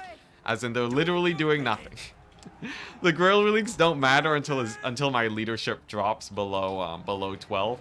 Until then, the guerrilla reliques are sort of useless, but it's fine, it's fine. Here we go. I guess I will heal up my infantry, might as well, right? Gotta get them patched up so that they can continue the fight. And then as long as the demograph knights don't do too much damage, I think we're good. Archers specifically are great versus the Empire because of their fairly low. What the huntsman? Mad lad straight up had huntsman here. All right, I guess I'll send Henry on them. Yeah, this is why people take archers into Empire. They're really good at counter sniping their infantry and such. All right, nice. So there we go, huntsman going down. I think my archers might be able to rally, though it's gonna be a little bit scary with the demograph knights nearby. Just gonna brace for that charge so they don't do too much damage. And then we're just gonna side flank charge these guys. There we go. Looks like my range has done well. The battle pilgrims are winning the front line. And then Henry just has to run away because his life is imperative. You might be wondering, Enticity, why is Henry so important? What about Henry's actually useful here? And I tell you, Henry, you really need him to make sure that your opponent doesn't draw kite you to death. That's basically it. The speed will make sure that my opponent doesn't just run around forever, and then we should be fine. Of course, the archer should be helpful for the remaining cleanup. Looks like the Battle Pilgrims have mostly won, although surprisingly enough, Battle Pilgrims sorta sucked versus these halberds. It actually didn't do that great. Not nearly as good as I would have hoped for. Look at that, the dog summoned too. Oh, look at this. This guy's sort of crushing it. He's actually sort of doing great here. Now, most of his range is out of action, so that's pretty good. Looks like Henry gets a decent charge there. Demogryph Knights. I don't know. Is this guy gonna win it? Surely not, right? Here, let's get another heal on this infantry. I love how the Grail Reliques have not done anything. The Grail Reliques have done actually nothing so far. Because the crazy thing is that, like, legit, until the Grail Reliques actually, until they actually stop my guys from routing, they're sort of useless. Now, in a sense, they have done a little bit, alright? If you think about it. You hit the ×4 button. Oh, man. The Grail Reliques, they haven't done anything yet, but maybe I misplayed with them, right? It could be true that the Grail Reliques would have stopped my peasants, my archers from routing, right? What if this whole time I was actually supposed to use them for that? I don't know. If I win, Grail Reliques are imbalanced? Yeah, totally. Alright. I think the Grail Reliques were actually negative value. Like, if I had an extra unit of knights, I would have done way better. Because all they did... The thing is, with Grail Reliques, if you're winning the fight, they don't do anything. I guess if he had friends and was trying to tear out my guys, it would have been better. So it's like they would have been good had he had a better composition. The Battle Pilgrims, surprisingly bad versus the Halberds. I really thought they would have done better. Grail Relique seriously has to give Frenzy, though. Like, a Frenzy aura would be sick. Reliques are the key. They enable the psychological warfare. Yeah, that's true. Got him to hide in the corner there. Pretty hype. This is why artillery isn't that great, because it generally doesn't pay for itself, even if you ignore it. Handgunners got struck by my archers. Well, GG. Wow, those Demogryph Knight halberds did terrible. They did terrible. Honestly, if he had only halberds, he probably would have won it. 12 value, really OP. Oh, man. Alright, well. I think I had a great time today, guys. I'm gonna call it. I hope you guys had a wonderful day. I hope you enjoyed the myth busting. The myth busting was great. I want to be a myth buster, guys. I grew up on Mythbusters. Yeah, where's it at? Nope, not there. Oh yeah, there we go. Chat votes. Chat votes. We didn't get a 2-0. We didn't get a 2-0, 2-1 victory even. Pretty good. Pretty good. This is a great format, though. I should find more people to do this with. Anyways, peace out, guys. And I will catch you guys later. Tomorrow, actually. I'll be streaming tomorrow. Oh, wait, no. Lore Master Sotek's doing his thing. Never mind. Never mind. We ain't streaming tomorrow. Probably not.